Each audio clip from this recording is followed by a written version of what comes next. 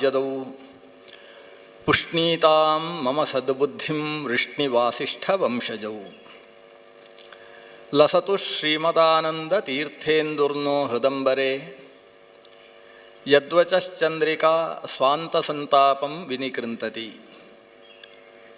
ಭವತಿ ಯದನುಭಾವಾತ್ ಏಡಮೂಕೋಪಿ ವಾಗ್ಮಿ ಜಡಮತಿರಪಿ ಜಂತುರ್ಜಾಯತೆ ಪ್ರಾಜ್ಞಮೌಲಿಃ ಸಕಲವಚನಚೇತೋ ದೇವತಾ ಭಾರತೀ ಸಾ ಮಮ ವಚಸಿ ನಿಧತ್ತಾಂ ಸನ್ನಿಧಿಂ ಮಾನಸೇ ಚ ಆಪಾದಮೌಲಿಪರ್ಯಂತಂ ಗುರುಣಾಂ ಆಕೃತಿಂ ಸ್ಮರೇತ್ ತೇನ ವಿಘ್ನಾಃ ಪ್ರಣಶ್ಯಂತಿ ಸಿದ್ಧ್ಯಂತಿ ಚ ಮನೋರಥಾಃ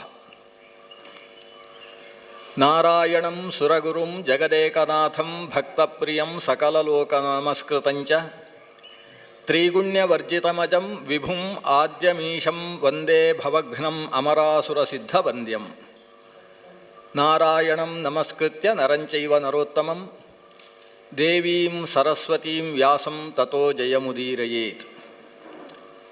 ಹರ ಶಂಭೋ ಮಹಾದೇವ ವಿಶ್ವೇಶಾಮರವಲ್ಲಭ ಶಿವಶಂಕರ ಸರ್ವಾತ್ಮನ್ ನೀಲಕಂಠ ನಮೋಸ್ತುತೆ. ವಕ್ರತುಂಡ ಮಹಾಕಾಯ ಕೋಟಿಸೂರ್ಯಸಮಪ್ರಭ ಅವಿಘ್ನಂ ಕುರು ಮೇ ದೇವ ಸರ್ವಕಾರ್ಯೇಷು ಸರ್ವದಾ. ಶ್ರೀ ಗುರುಭ್ಯೋ ನಮಃ.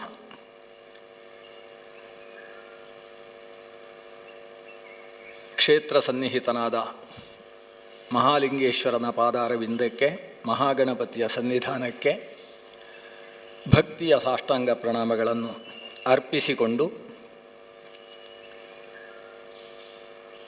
ಹಿರಿಯರೆಲ್ಲರನ್ನು ಅಭಿವಂದಿಸಿ, ಅಧಿಕ ಮಾಸದ ಪರ್ವಕಾಲದಲ್ಲಿ 7 ದಿವಸಗಳ ಸಾಯಂಕಾಲದ ಹೊತ್ತು ಈ ಹಿಂದೆ ಮಹಾಭಾರತ ಎಲ್ಲಿಗೆ ನಿಲ್ಲಿಸಿದ್ದೇವೆ ಮುಂದಿನ ಭಾಗವನ್ನು ಯಥಾಶಕ್ತಿ ಅನುಸಂಧಾನ ಮಾಡುವುದಕ್ಕೆ ಪ್ರಯತ್ನ ಮಾಡೋಣ.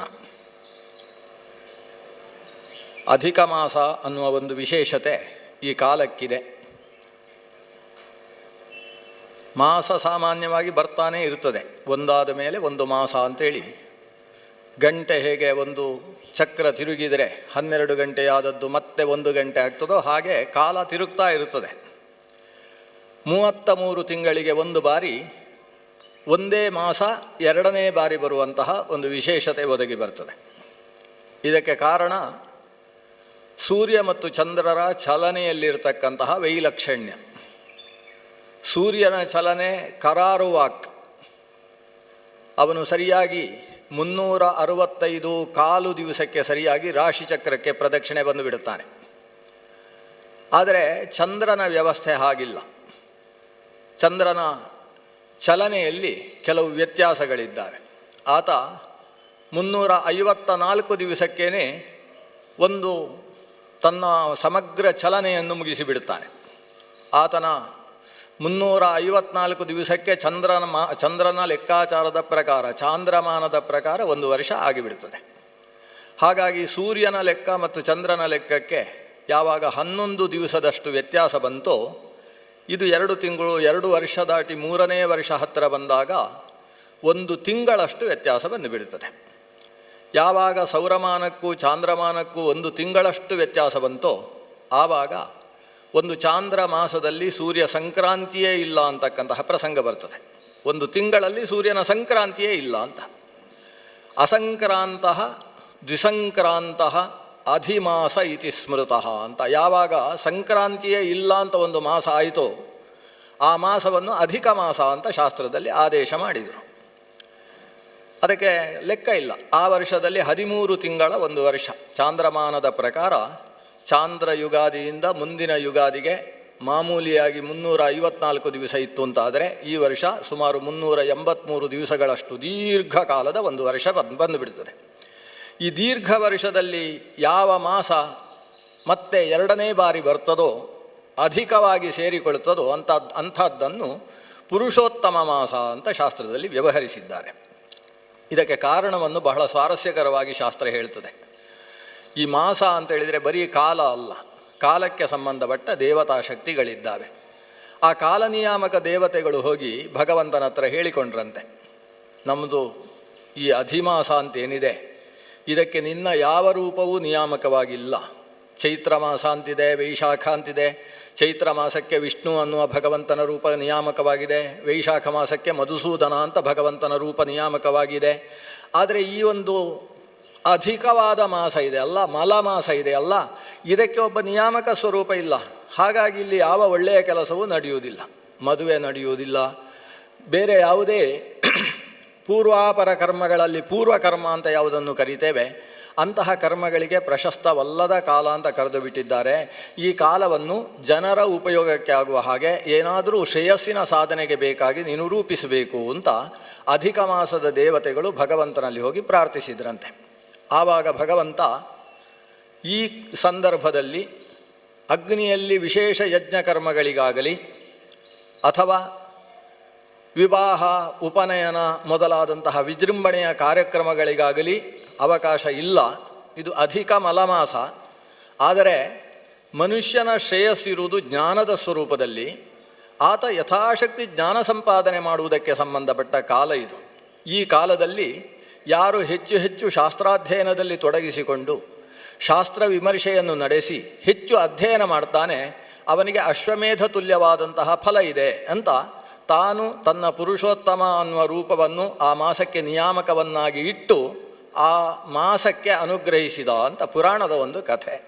ಇದರಿಂದ ನಾವು ಈಗ ಸಂತೋಷ ಪಡಬೇಕಾದ ವಿಷಯ ಏನು ಅಂದರೆ, ಅಧಿಕ ಮಾಸ ಜ್ಞಾನಯಜ್ಞಕ್ಕೆ ಅತ್ಯಂತ ಪ್ರಶಸ್ತವಾದ ಮಾಸ.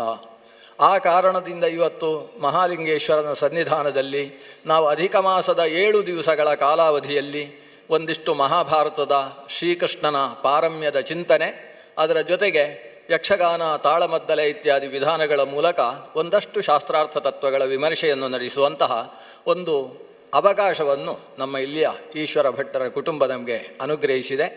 ಇದರಲ್ಲೂ ಇನ್ನೂ ವಿಶೇಷ ಅಂತ ಹೇಳಿದರೆ, ಇಲ್ಲೇ ಕುಳಿತು ಕೇಳುವವರ ಸಂಖ್ಯೆ ಕಡಿಮೆ ಇದ್ದರೂ ಕೆಲವು ಶರೀರದಲ್ಲಿ ಕೇಳುವುದಕ್ಕೆ ಮುಂಭಾಗದಲ್ಲಿ ನಿಂತು ಅವಕಾಶ ಕಡಿಮೆ ಇದ್ದರೂ ಎಲ್ಲೆಲ್ಲೋ ಕುಳಿತು ಕೇಳುವುದಕ್ಕೆ ಬೇಕಾದ ಒಂದು ವ್ಯವಸ್ಥೆಯನ್ನು ಕೂಡ ಈ ಅಂತರ್ಜಾಲ ದೂರ ಸಂಪರ್ಕ ಮಾಧ್ಯಮದ ಮೂಲಕ ವ್ಯವಸ್ಥೆ ಮಾಡಿರುವಂಥದ್ದು ಇನ್ನೂ ಒಂದು ವಿಶೇಷ. ವಸ್ತುತಃ ಈಗಿನ ಪರಿಸ್ಥಿತಿಯಲ್ಲಿ ನಾವು ಅದಕ್ಕೆ ಹೆಚ್ಚು ಪ್ರೇರಣೆ ಕೊಡುವಂಥದ್ದು ಉಚಿತ ಅಂತ ಅನಿಸುವಂತಹ ಪ್ರಸಂಗ ಇವತ್ತು ವಾತಾವರಣದಲ್ಲಿ ಬಂದಿದೆ. ನಮ್ಮ ಈ ಜ್ಞಾನಯಜ್ಞದ ಪರಿಣಾಮದಿಂದ ಲೋಕಕ್ಷೇಮವಾಗಲಿ ಅಂತ ಮೊದಲು ಭಗವಂತನ ಸನ್ನಿಧಾನದಲ್ಲಿ ಪ್ರಾರ್ಥನೆ ಮಾಡಿಕೊಂಡು ನೇರ ವಿಷಯಕ್ಕೆ ನಾವು ಪ್ರವೇಶ ಮಾಡೋಣ. ಹಿಂದಿನ ಪ್ರವಚನದಲ್ಲಿ ದ್ಯೂತ ಪರ್ವದ ತನಕದ ವಿಷಯಗಳಿಗೆ ಬಂದು ನಿಲ್ಲಿಸಿದ್ದೇವೆ. ಅಂದರೆ ರಾಜಸೂಯ ಮಹಾಯಜ್ಞ ನಡೆಯಿತು. ಯಜ್ಞದ ಕೊನೆಯಲ್ಲಿ ವಿಪ್ರರೆಲ್ಲ ಸೇರಿ ಆಶೀರ್ವಾದ ಮಾಡಿದರು. ಧರ್ಮರಾಜನಿಗೆ ಪರ್ಜನ್ಯ ಇವ ಭೂತಾನಾಂ ದ್ವಿಜಾನಾಮಿವ ಚ ದ್ರುಮಃ, ಪ್ರಾಣಿಗಳಿಗೆ, ಲೋಕದ ಜನತೆಗೆ ಮಳೆಯೂ ಹೇಗೋ ಮೇಘವೂ ಹೇಗೋ ಹಾಗೆ ನೀನು ರಕ್ಷಕನಾಗು. ಹಕ್ಕಿಗಳಿಗೆ ಮಹಾವೃಕ್ಷ ಹೇಗೆ ಆಸರೆಯಾಗ್ತದೋ ಹಾಗೆ ನೀನು ಲೋಕಕ್ಕೆ ಆಸರೆಯಾಗಿ ನಿಲ್ಲು ಅಂತ ಋಷಿಗಳೆಲ್ಲ ಆಶೀರ್ವಾದ ಮಾಡಿ ಅಲ್ಲಿಂದ ಹೊರಟರು. ಪರ್ಜನ್ಯ ಇವ ಭೂತಾನ ಅಂತ ಒಂದು ಆಶೀರ್ವಾದದಲ್ಲಿ ವಿಶೇಷ ಇದೆ. ಆಕಾಶದಲ್ಲಿ ಮೋಡಗಳು ನಿರಂತರ ಸಂಚಾರ ಮಾಡ್ತಾ ಇರ್ತವೆ. ಆ ಮೋಡಗಳಲ್ಲಿ ನೀನು ಮಳೆ ಕೊಡು ಅಂತ ಮನುಷ್ಯ ಕೇಳುವುದಿಲ್ಲ, ಅಥವಾ ಅಲ್ಲಿಗೆ ಮಳೆ ಕೊಡಬೇಡ ಇಲ್ಲಿಗೆ ಮಳೆ ಕೊಡು ಅಂತ ಇವ ಕೇಳಿದರೂ ಕೂಡ ಅದು ಆ ರೀತಿ ತಾನು ಪಕ್ಷಪಾತವನ್ನು ಮಾಡುವುದಿಲ್ಲ. ಎಲ್ಲಿಗೆ ನೀರು ಬೇಕು ಅಲ್ಲಿಗೆಲ್ಲ ತಾನು ನೀರು ಸುರಿಸ್ತದೆ. ಪರ್ಜನ್ಯವಲ್ಲಕ್ಷಣ ಪ್ರವೃತ್ತಿ ಅಂತ ಸಂಸ್ಕೃತದಲ್ಲಿ ಒಂದು ಗಾದೆ ಇದೆ. ಅದು ಇಲ್ಲಿ ಕೆರೆ ಇದೆ, ಕೆರೆಯಲ್ಲಿ ನೀರು ತುಂಬಿದೆ, ತುಂಬಿರುವ ನೀರಲ್ಲಿಗೆ ನಾನು ಮತ್ತೆ ಮಳೆ ಸುರಿಸುವುದು ಯಾಕೆ ಅಂತ ಅದು ಯೋಚಿಸುವುದಿಲ್ಲ. ಅದು ಎಲ್ಲ ಕಡೆಯಲ್ಲೂ ಸಮಾನವಾಗಿ ಮಳೆಯನ್ನು ಸುರಿಸಿಬಿಡ್ತದೆ. ಹಾಗೆ ರಾಜನಾಗಿರತಕ್ಕಂತಹ ವ್ಯಕ್ತಿ, ಇವರು ನಮ್ಮವರು, ಇವರು ನಮಗೆ ಆಗದೇ ಇದ್ದವರು ಅಂತ ಈ ರೀತಿ ಆಲೋಚನೆ ಮಾಡದೆ ಲೋಕದ ಸಮಗ್ರ ಪ್ರಜೆಗಳನ್ನೂ ಕೂಡ ತನ್ನ ಹೊಟ್ಟೆಯಲ್ಲಿ ಹುಟ್ಟಿದಂತಹ ಔರಸ ಪುತ್ರರು ಎಂಬ ಭಾವದಿಂದ ಸಂರಕ್ಷಣೆ ಮಾಡುವಂಥದ್ದು ಮುಖ್ಯ ಕರ್ತವ್ಯ. ಈ ರಾಜನಲ್ಲಿ ಸಮದೃಕ್ತ್ವ, ಸಮದೃಷ್ಟಿ, ಎಲ್ಲರನ್ನೂ ಸಮಾನವಾಗಿ ಕಾಣತಕ್ಕಂತಹ ಮನಸ್ಥಿತಿ ಇದು ಬಹಳ ಮುಖ್ಯ ಅನ್ನುವುದು ಋಷಿಗಳ ಪರ್ಜನ್ಯೈವ ಭೂತಾನಾಂ ಅನ್ನುವ ಆಶೀರ್ವಾದದ ಮಹತ್ವ. ಅದನ್ನೇ ಮುಂದುವರಿಸಿ ಹೇಳ್ತಾರೆ, ದ್ವಿಜಾನಾಂ ಇವ ಚ ದ್ರುಮಃ. ದ್ವಿಜ ಅಂದರೆ ಹಕ್ಕಿಗಳು ಅಂತ ಅರ್ಥ. ಸಾಮಾನ್ಯವಾಗಿ 2ನೇ ಬಾರಿ ಹುಟ್ಟುವಂತಹ ವ್ಯಕ್ತಿತ್ವವನ್ನು ದ್ವಿಜ ಅಂತ ಕರೆಯುವುದು. ಮನುಷ್ಯನ ಹಲ್ಲಿಗೂ ಕೂಡ ಸಂಸ್ಕೃತದಲ್ಲಿ ದ್ವಿಜ ಅಂತ ಹೆಸರು. ಯಾಕಂದರೆ 7ನೇ ವರ್ಷಕ್ಕೆ ಒಂದು ಬಾರಿ ಹಲ್ಲು ಹೋಗಿ ಆಮೇಲೆ ಬರ್ತದೆ. ಕೆಲವರಿಗೆ ತ್ರಿಜ ಅಂತಲೂ ಕರಿಬೋದು ಇವತ್ತಿನ ಕಾಲದಲ್ಲಿ ಹಲ್ಲುಗಳು.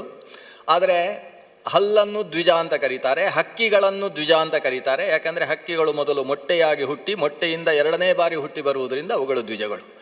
ಹಕ್ಕಿಗಳಿಗೆ ವೃಕ್ಷ ಹೇಗೆ ಆಶ್ರಯವೋ, ವೃಕ್ಷಗಳು ಪರೋಪಕಾರಿಗಳು.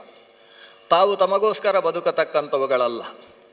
ಆಕಾಶದಿಂದ ನಿರಂತರ ಬೀಳುವ ಬಿಸಿಲಿಗೆ ತನ್ನ ಮೈಯನ್ನು ಒಡ್ಡಿ ತನ್ನ ಒಳಗೆ ಗೂಡು ಕಟ್ಟಿಕೊಂಡಿರತಕ್ಕಂಥ ಹಕ್ಕಿಗಳಿಗೆ ರಕ್ಷಣೆ ಕೊಡುತ್ತದೆ.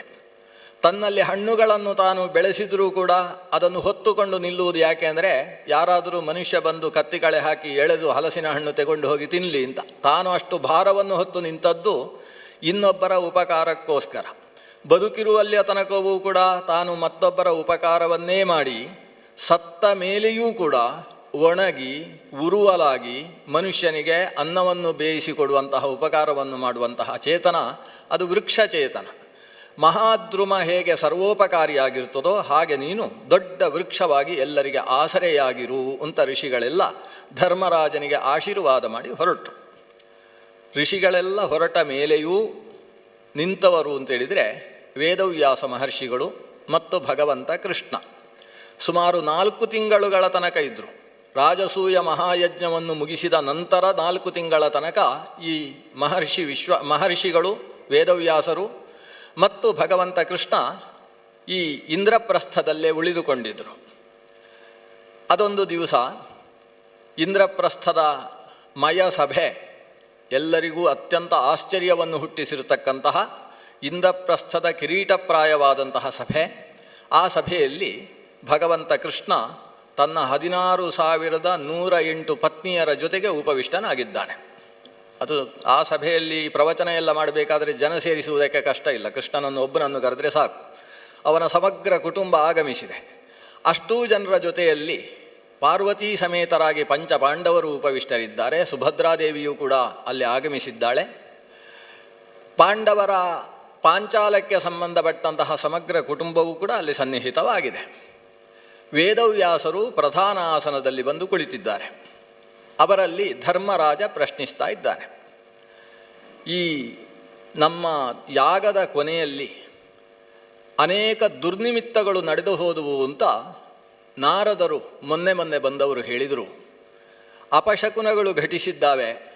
ಈ ಅಪಶಕುನಗಳಿಗೆಲ್ಲ ಫಲ ಏನು ಅಂತ ನಾನು ಅವರಲ್ಲಿ ಪ್ರಶ್ನಿಸಿದೆ. ಅದಕ್ಕೆ ನಾರದರು ಹೇಳಿದರು, ಶಿಶುಪಾಲನೆ ತಲೆ ಬಿದ್ದು ಹೋಯ್ತಲ್ಲ, ಅದೇ ಅದರ ಫಲ. ನಿನ್ನ ಅತ್ಯಂತ ಹತ್ತಿರದ ಸಂಬಂಧಿ ಶಿಶುಪಾಲ, ಧರ್ಮರಾಜನಿಗೆ ಹೆಣ್ಣುಗಟ್ಟ ಮಾವ. ಶಿಶುಪಾಲನ ಮಗಳಾದ ದೇವಕಿಯನ್ನು ಧರ್ಮರಾಜ ವಿವಾಹವಾಗಿದ್ದಾನೆ. ಹಾಗಾಗಿ ನೇರ ಸಂಬಂಧ ಇದೆ. ಶ್ರೀಕೃಷ್ಣನಿಗೆ ಸೋದರತೆಯ ಮಗ. ಆ ನಿಟ್ಟಿನಿಂದಲೂ ಕೂಡ ಧರ್ಮರಾಜನ ತಾಯಿಯ ತಂಗಿಯ ಮಗ ವಸ್ತುತಃ. ಆ ಕಾರಣದಿಂದಲೂ ಅತ್ಯಂತ ಹತ್ತಿರದ ಸಂಬಂಧ. ಹೀಗೆಲ್ಲ ಇದ್ದೂ ಆತ ಈ ಯಜ್ಞದ ಕೊನೆಯಲ್ಲಿ ಶ್ರೀಕೃಷ್ಣನ ಚಕ್ರಕ್ಕೆ ಸಿಲುಕಿ ಸತ್ತ. ಅವನ ರಕ್ತ ಯಜ್ಞವಾಟದಲ್ಲಿ ಚೆಲ್ಲಿಬಿಟ್ಟಿತು. ಇದು ಈ ಎಲ್ಲ ದುರ್ನಿಮಿತ್ತಗಳ ಫಲ ನೋಡು ಅಂತ ನಾರದರು ಹೇಳಿ, ಇನ್ನೇನಾದರೂ ಇದೆಯೋ ಅಂತ ಕೇಳಿದರೆ ಸದ್ಯಕ್ಕಷ್ಟೇ ಅಂತ ಹೇಳಿ ನಾರದರು ಹೊರಟಿದ್ರು. ಅಂತೂ ಈ ವಿಷಯ ಧರ್ಮರಾಜನ ತಲೆಯಲ್ಲಿ ಒಂದು ರೀತಿ ಗೆದ್ದಲುಗಳನ್ನು ಬಿಟ್ಟ ಹಾಗೆ ಆಗು ಹೋಗಿತ್ತು. ಅವತ್ತು ನಡೆದ ಯಜ್ಞದ ಕೊನೆಯಲ್ಲಿ ಅವಭೃತಾನಂತರದಲ್ಲಿ ನಡೆದಂತಹ ಅಪಶಕುನಗಳ ಫಲ ಶಿಶುಪಾಲ ಸತ್ತದ್ದು ಮಾತ್ರ ಅಲ್ಲ, ಇನ್ನೂ ಏನೋ ಇದೆ ಅಂತ ಅವರು ಹೇಳದೆ ಹಾಗೆ ಬಾಯಿ ಮುಚ್ಚಿಕೊಂಡು ಹೋಗಿದ್ದಾರೆ. ಅದು ಏನು ಅಂತ ತಿಳಿಬೇಕು ಅಂತ ಧರ್ಮರಾಜನ ಒಳಗೆ ತುಂಬಿತ್ತು. ಅದಕ್ಕೋಸ್ಕರ ಸಭೆಯಲ್ಲಿ ಆಸೀನರಾಗಿದ್ದ ವೇದವ್ಯಾಸರ ಮುಂದೆ ಆ ಪ್ರಶ್ನೆಯನ್ನಿಟ್ಟ. ವೇದವ್ಯಾಸರು ಅವರು ನೇರ ಹೇಳುವವರು, ಮುಚ್ಚಿಕೊಂಡು ವಿಷಯಗಳನ್ನು ಹಾಗೆ ಉಳಿಸಿಕೊಳ್ಳುವವರಲ್ಲ. ಅವರು ಹೇಳಿದರು, ಧರ್ಮರಾಜ, ಇದನ್ನು ನೀನು ಕೇಳುವುದರಿಂದ ನಿನಗೆ ಒಳಿತೋ ಅಥವಾ ಕೆಟ್ಟದೋ ನಾನು ವಿಮರ್ಶೆ ಮಾಡದೆ ಏನು ಸತ್ಯ ಇದೆ ಅದನ್ನು ಹೇಳಿಬಿಡುತ್ತೇನೆ. ಈ ನಡೆದಂತಹ ದುರ್ನಿಮಿತ್ತಗಳ ಫಲ ಅದು 13 ವರ್ಷಗಳ ತನಕ ಇರ್ತದೆ. ಆ 13 ವರ್ಷಗಳಲ್ಲಿ ಅದೆಷ್ಟೋ ಘಟನೆಗಳು ದುರ್ಘಟನೆಗಳು ನಡೀತಾ ಇರ್ತವೆ. ಕೊನೆಯಲ್ಲಂತೂ ಇದರ ಪರಿಣಾಮವಾಗಿ ಈ ಕುರುವಂಶವೇ ಒಂದು ಹಂತಕ್ಕೆ ನಿರ್ವಂಶವಾಗಿ ಹೋಗುವಲ್ಲಿಯ ತನಕದ ರಕ್ತಪಾತ ಆಗಿ ಹೋಗುತ್ತೆ. ಈ ರಕ್ತಪಾತ ಅನ್ನುವುದು ಈ ಎಲ್ಲ ದುರ್ನಿಮಿತ್ತಗಳ ಮುಖ್ಯವಾದ ಫಲ ಅಂತ ವೇದವ್ಯಾಸರು ಹೇಳಿದರು. ಅವರು ಹೇಳುವಾಗ ಸ್ಪಷ್ಟಪಡಿಸಿದ ಮಾತು, ಈ ಎಲ್ಲ ಕಾರಣಗಳು ದುರ್ನಿಮಿತ್ತಗಳು ಅನ್ನೋದು ಒಂದು ನಿಮಿತ್ತ ಅಷ್ಟೇ, ಆದರೆ ನಡೆಯತಕ್ಕಂತಹ ಮುಂದಿನ ಅನರ್ಥಗಳಿಗೆ ನೇರವಾಗಿ ನೀನು ಕಾರಣವಾಗ್ತಿ. ನಿನ್ನನ್ನು ನಿಮಿತ್ತೀಕರಿಸಿಕೊಂಡು ದುರ್ಯೋಧನಾದಿಗಳ ಅಪನಯದ ಕಾರಣದಿಂದ, ದುರ್ನಯದ ಕಾರಣದಿಂದಾಗಿ ಇಡೀ ವಂಶ ನಿರ್ವಂಶವಾಗಿ ಎಲ್ಲರ ರಕ್ತದಿಂದ ಈ ಭೂಮಿ ಹೆಪ್ಪುಗಟ್ಟತಕ್ಕಂತಹ ಪ್ರಸಂಗ ಬಂದು ಹೋಗ್ತದೆ ಅಂತ ಸ್ವತಃ ವ್ಯಾಸರು ಹೇಳಿದರು. ವೇದವ್ಯಾಸರು ಇಡೀ ಮಹಾಭಾರತದ ನಿರ್ಮಾತೃಗಳು. ಮಹಾಭಾರತದ ಒಂದೊಂದು ಪಾತ್ರದ ಒಳಗೂ ನಾವು ವೇದವ್ಯಾಸರನ್ನು ಕಾಣುವುದಕ್ಕೆ ಸಾಧ್ಯವಾಗ್ತದೆ. ವೇದವ್ಯಾಸರು ಮಹಾಭಾರತ ಕಥೆ ನಡೆದ ಮೇಲೆ ಮಹಾಭಾರತವನ್ನು ರಚಿಸಿದ್ದಲ್ಲ. ಮಹಾಭಾರತ ನಡೆಯುವುದಕ್ಕಿಂತ 600 ವರ್ಷಗಳ ಮೊದಲೇ ವೇದವ್ಯಾಸರು ತಾವು ಮಹಾಭಾರತವನ್ನು ರಚಿಸಿದರು. ಅಂದರೆ ವ್ಯಾಸರು ರಚಿಸಿದ ಭವಿಷ್ಯ ಕಥೆ. ಅವರು ಯಾವ ರೀತಿಯಲ್ಲಿ ಮಹಾಭಾರತವನ್ನು ರಚಿಸಿದರೋ ಅದೇ ಕ್ರಮದಲ್ಲಿ ಮಹಾಭಾರತ ಘಟನೆಗಳು ನಡೆದುಕೊಂಡು ಹೋಯಿತು. ಆದ್ದರಿಂದ ವೇದವ್ಯಾಸರು ತ್ರಿಕಾಲಜ್ಞರು, ಅವರು ಸಾಕ್ಷಾತ್ ಸರ್ವೋತ್ತಮ ನಾರಾಯಣನೇ ಅವತರಿಸಿರ್ತಕ್ಕಂತಹ ಸ್ವರೂಪ ಅನ್ನುವುದಕ್ಕೆ ಇದೆಲ್ಲ ಜ್ಞಾಪಕ ವಿಷಯಗಳಾಗ್ತವೆ.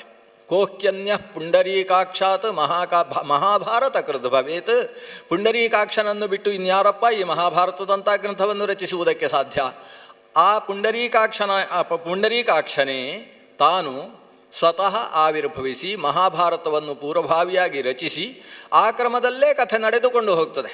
ಅದನ್ನು ಯಾರೂ ವ್ಯತ್ಯಾಸ ಮಾಡುವುದಕ್ಕೆ ಸಾಧ್ಯವಾಗುವುದಿಲ್ಲ. ಆದ್ದರಿಂದ ಹಣೆ ಬರಹ ಯಾವತ್ತೂ ತಿದ್ದಲಿಕ್ಕೆ ಬರುವುದಿಲ್ಲ ಅಂತ ನಾವು ಹೇಳುವುದಿಲ್ಲ. ಹಾಗೆ ಒಂದು ಸಮುದಾಯದ ಹಣೆ ಬರಹ ಅಂತ ಅದನ್ನು ತಿದ್ದಲಿಕ್ಕೆ ಬರದೇ ಇರುವ ರೀತಿಯಲ್ಲಿ ನಡೀತಾ ಹೋಗ್ತಾವೆ. ಭಗವತ್ ಸಂಕಲ್ಪಕ್ಕೆ ಅನುಗುಣವಾಗಿಯೇ ಎಲ್ಲವೂ ನಡೀತಾವೆ ಅನ್ನುವುದಕ್ಕೆ ಮಹಾಭಾರತ ಜ್ವಲಂತ ದೃಷ್ಟಾಂತವಾಗಿದೆ. ಇವತ್ತು ಅದೇ ವೇದವ್ಯಾಸರು ಮುಂದೆ ನಡೆಯುವ ಘಟನೆಗಳನ್ನು ಸ್ಪಷ್ಟಪಡಿಸಿದರು. ಇದರಿಂದ ನಡೆದದ್ದು ಒಳ್ಳೆಯದ್ದೋ ಕೆಟ್ಟದ್ದೋ ಅಂತ ನಾವು ಹೇಳುವುದು ಕಷ್ಟ. ಯಾಕಂದರೆ ವ್ಯಾಸರು ಇಷ್ಟು ಹೇಳಿದರೂ ಹೊರಟರು. ಆಗ ತನ್ನ ತಮ್ಮಂದಿರ ಜೊತೆಗೆ ಧರ್ಮರಾಜ ಕಣ್ಣಲ್ಲಿ ನೀರು ಹಾಕಿಕೊಂಡು ಒಂದಿಷ್ಟು ವಿಷಯಗಳನ್ನು ಉಸುರಿ ಬಿಡ್ತಾನೆ. ಸುಮಾರು 1 ಗಂಟೆಯಷ್ಟು ಹೊತ್ತು ಮಾತಾಡ್ತಾನೆ. ನಮ್ಮಿಂದಾಗಿ ನಮ್ಮ ಕುಟುಂಬವೆಲ್ಲವೂ ನಾಶವಾಗ್ತದೆ ಅಂತ ಹೇಳಿದರೆ ಈ ನಿಟ್ಟಿನಿಂದ ನಾವು ಬದುಕುವುದೇ ಸರಿಯಲ್ಲ ಅಂತ ಅನಿಸ್ತದೆ ಅನ್ನೋದರ ಉಪಪಾದನೆ ಮಾಡಿದ. ಯಾಕಂದರೆ ನಾನು ಒಬ್ಬ ಬದುಕುವ ಕಾರಣದಿಂದ ನನ್ನನ್ನು ನಿಮಿತ್ತೀಕರಿಸಿ ಭೀಷ್ಮದ್ರೋಣರಿಂದ ಹಿಡ್ಕೊಂಡು ಇವತ್ತು ಧೃತರಾಷ್ಟ್ರನ ಮಕ್ಕಳು, ಮೊಮ್ಮಕ್ಕಳು, ಮರಿಮಕ್ಕಳ ತನಕ ಎಲ್ಲವೂ ನಾಶವಾಗ್ತದೆ ಅಂತಾದರೆ ಅದು ಆಗದೇ ಇರುವುದಕ್ಕೋಸ್ಕರ ನಾನು ಸಾಯುವುದು ಒಳ್ಳೆಯದು. ಇದು ಧರ್ಮರಾಜ ಮಾಡುವ ಉಪಪಾದನೆ. ಅದನ್ನು ಭೀಮಾರ್ಜುನರು ಸಂಪೂರ್ಣವಾಗಿ ನಿರಾಕರಿಸಿದರು. ಯಾವತ್ತು ನಡೆಯುವಂಥದ್ದು ನಡೀತದೆ ಅಂತ ತೀರ್ಮಾನ ಇದೆಯೋ, ಭವಿತವ್ಯಂ ಭವತ್ಯೇವ, ಇದರಲ್ಲಿ ಯಾವ ಸಂಶಯವೂ ಇಲ್ಲ ಅಂತ ತೀರ್ಮಾನ ಇದೆಯೋ, ಆವಾಗ ನಾನು ಸತ್ತರೆ ಒಳ್ಳೆಯದು ಅಂತ ಯೋಚಿಸುವುದು ಹೇಗೆ ಸರಿ? ಯಾಕಂದರೆ ಸಾಯಬೇಕು ಅಂತಿದ್ದರೆ ಸತ್ತೇ ಸಾಯ್ತದೆ, ಅದನ್ನು ಯೋಚನೆ ಮಾಡಬಾರ್ದು. ನಾನು ಸಾಯುವುದು ಶ್ರೇಷ್ಠ ಅಂತ ಹೇಳಿಕೊಳ್ಳುವುದೇ ತಪ್ಪು. ಯಾಕಂದರೆ ನಾವು ಹೇಳಿದ ಹಾಗೆ ನಡೆಯುವುದಿಲ್ಲ ಅಂತ ನಿರ್ಧಾರ ಇದ್ದ ಮೇಲೆ. ಇದರ ಅರ್ಜುನನ ಉಪಪಾದನೆ ಬಹಳ ಚೆನ್ನಾಗಿದೆ. ಆತ ಹೇಳ್ತಾನೆ, ನಾನು ಸಾಯ್ತೇನೆ ಅಂತ ಯಾವ ವ್ಯಕ್ತಿಯೂ ಯಾವತ್ತೂ ಹೇಳಬಾರ್ದು ಅಂತ ಹೇಳ್ತಾನೆ. ಕಾರಣ ಏನಂದರೆ ನಮಗೆ ಸಾಯುವ ಅಧಿಕಾರ ಇಲ್ಲ. ಯಾರಿಗೆ ಹುಟ್ಟುವ ಅಧಿಕಾರ ಇದೆಯೋ ಅವನಿಗೆ ಸಾಯುವ ಅಧಿಕಾರ ಇರ್ತದೆ. ಅಂದರೆ ನಾನು ಇಂಥವನಾಗಿ ಇಂಥಲ್ಲಿ ಹುಟ್ಟಬೇಕು ಅಂತ ನಿರ್ಧಾರ ಮಾಡಿ ತನ್ನನ್ನು ತಾನು ಹುಟ್ಟಿಸಿಕೊಳ್ಳುವ ಸಾಮರ್ಥ್ಯ ಒಬ್ಬನಿಗಿದ್ದರೆ ಅಂಥವನು ತಾನಾಗಿ ಸಾಯುವುದಕ್ಕೂ ಕೂಡ ಅಧಿಕಾರಿ ಆಗ್ತಾನೆ. ಆದರೆ ನಾನು ಇಂಥವನಾಗಿಯೇ ಹುಟ್ಟಬೇಕು ಅಂತ ನಿರ್ಧಾರ ಮಾಡಿದರೂ ಕೂಡ ತನ್ನಿಂದ ಅದು ಸಾಧ್ಯ ಆಗುವುದಿಲ್ಲ. ಹಾಗಾದರೆ ಜನನದ ವಿಷಯದಲ್ಲಿ ತನ್ನಲ್ಲಿ ಅಧಿಕಾರ ಇಲ್ಲ ಅಂತ ಆದ ಮೇಲೆ, ಇನ್ನೊಬ್ಬರ ಅಧಿಕಾರ ಶಕ್ತಿಯಿಂದ ನಮಗೆ ಈ ಶರೀರ ಬಂದಿದೆ ಅಂತ ಆದ ಮೇಲೆ, ಯಾರು ಈ ಶರೀರವನ್ನು ಕೊಟ್ಟಿದ್ದಾನೋ ಅವನದ್ದೇ ಅಧಿಕಾರ ಈ ಶರೀರ ಎಷ್ಟು ಕಾಲದ ತನಕ ಇರಬೇಕು, ಯಾವ ಕಾಲದಲ್ಲಿ ಹೋಗಬೇಕು ಅನ್ನುವ ವ್ಯವಸ್ಥೆಯನ್ನು ಮಾಡುವುದಕ್ಕೆ. ನಾವು ನಮ್ಮ ಅಧಿಕಾರವನ್ನು ಅದರಲ್ಲಿ ಚಲಾವಣೆ ಮಾಡ್ತೇವೆ ಅಂತ ಹೇಳಿದರೆ ನಮ್ಮ ಅಧಿಕಾರ ವ್ಯಾಪ್ತಿಯನ್ನು ಮೀರಿ ಕೈ ಹಾಕಿದಂತಹ ದೋಷ ನಮಗೆ ಬರ್ತದೆ. ಆದ್ದರಿಂದ ಮರಣದ ಬಗ್ಗೆ ಯಾರೂ ಕೂಡ ಮಾತಾಡಬಾರ್ದು.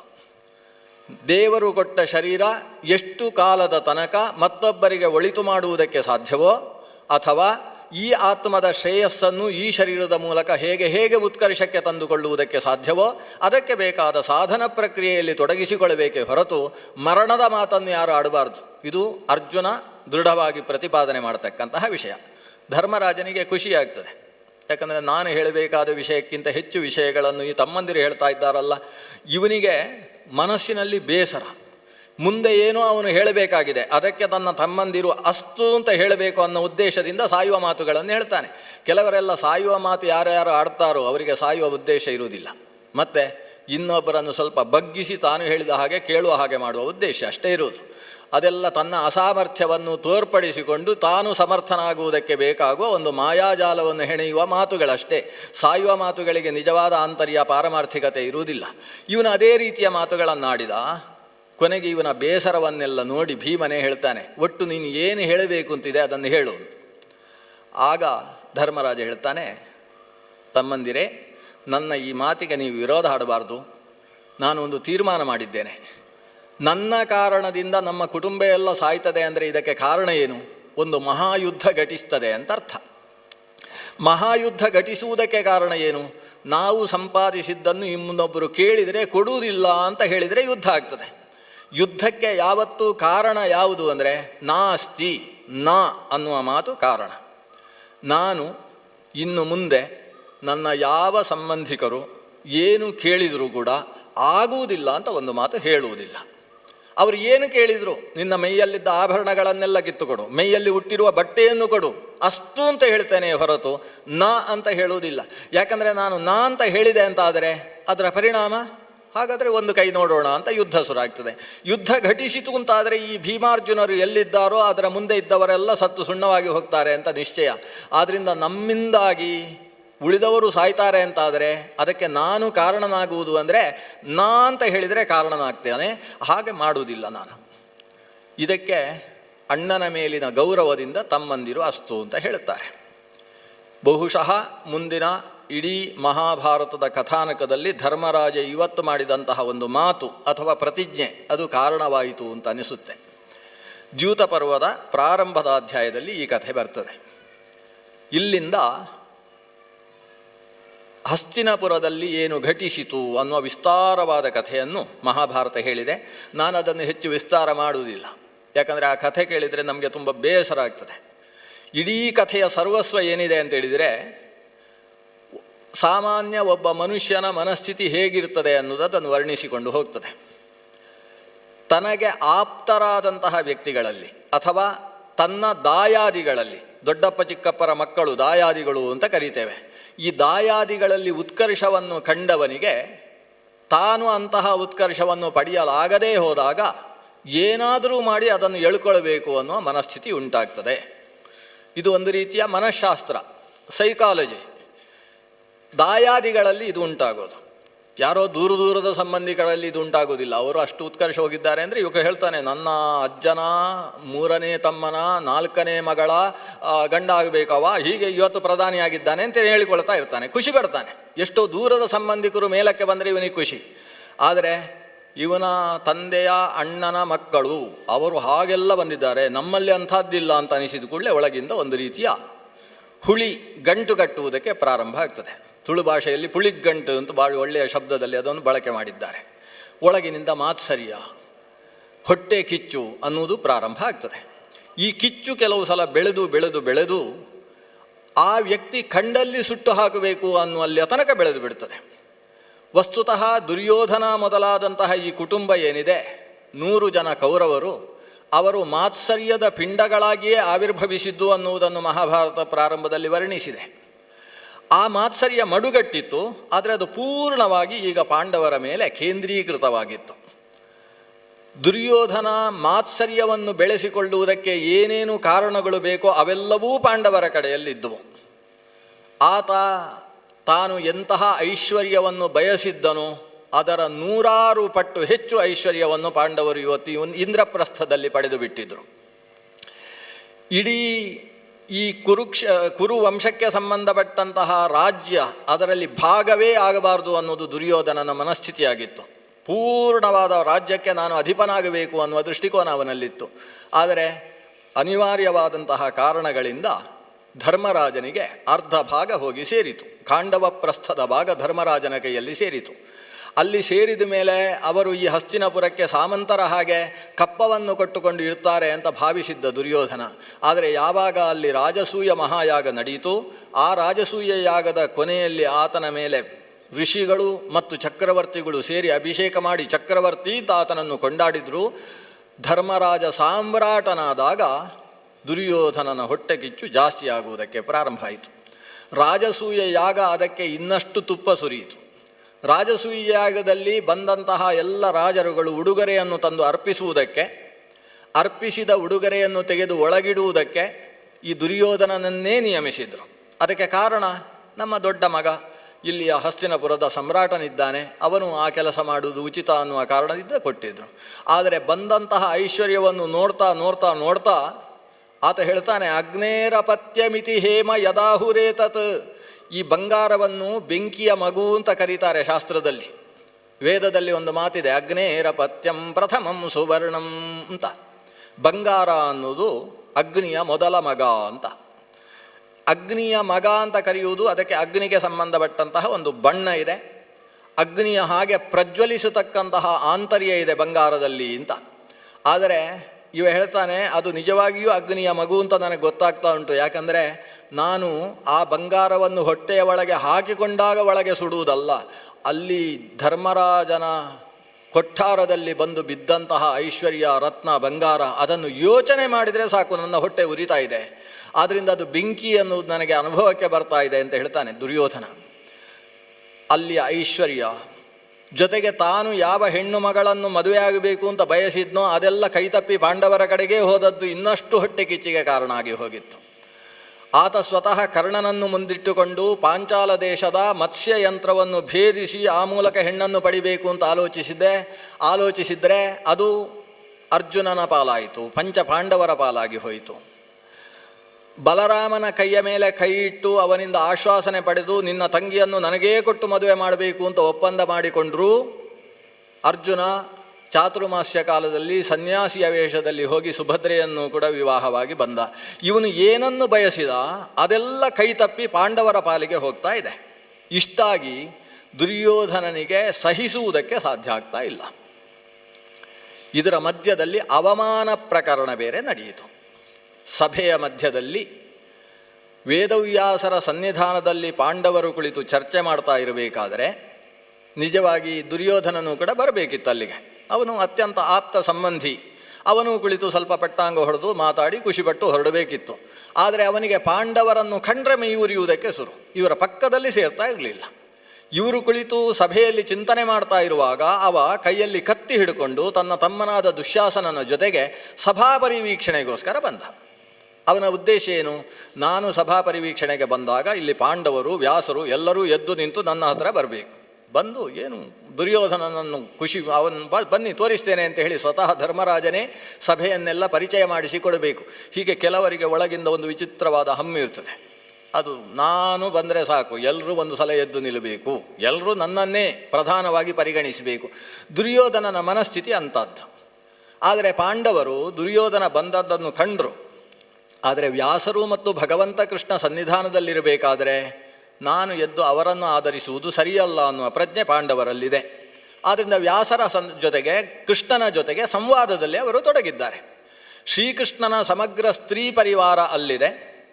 ದ್ರೌಪದೀ ದೇವಿ, ಸುಭದ್ರಾದೇವಿ ಮೊದಲಾದಂತಹ ಅಂತಃಪುರದ ಪರಿವಾರವೂ ಕೂಡ ಅಲ್ಲಿ ಸೇರಿದೆ.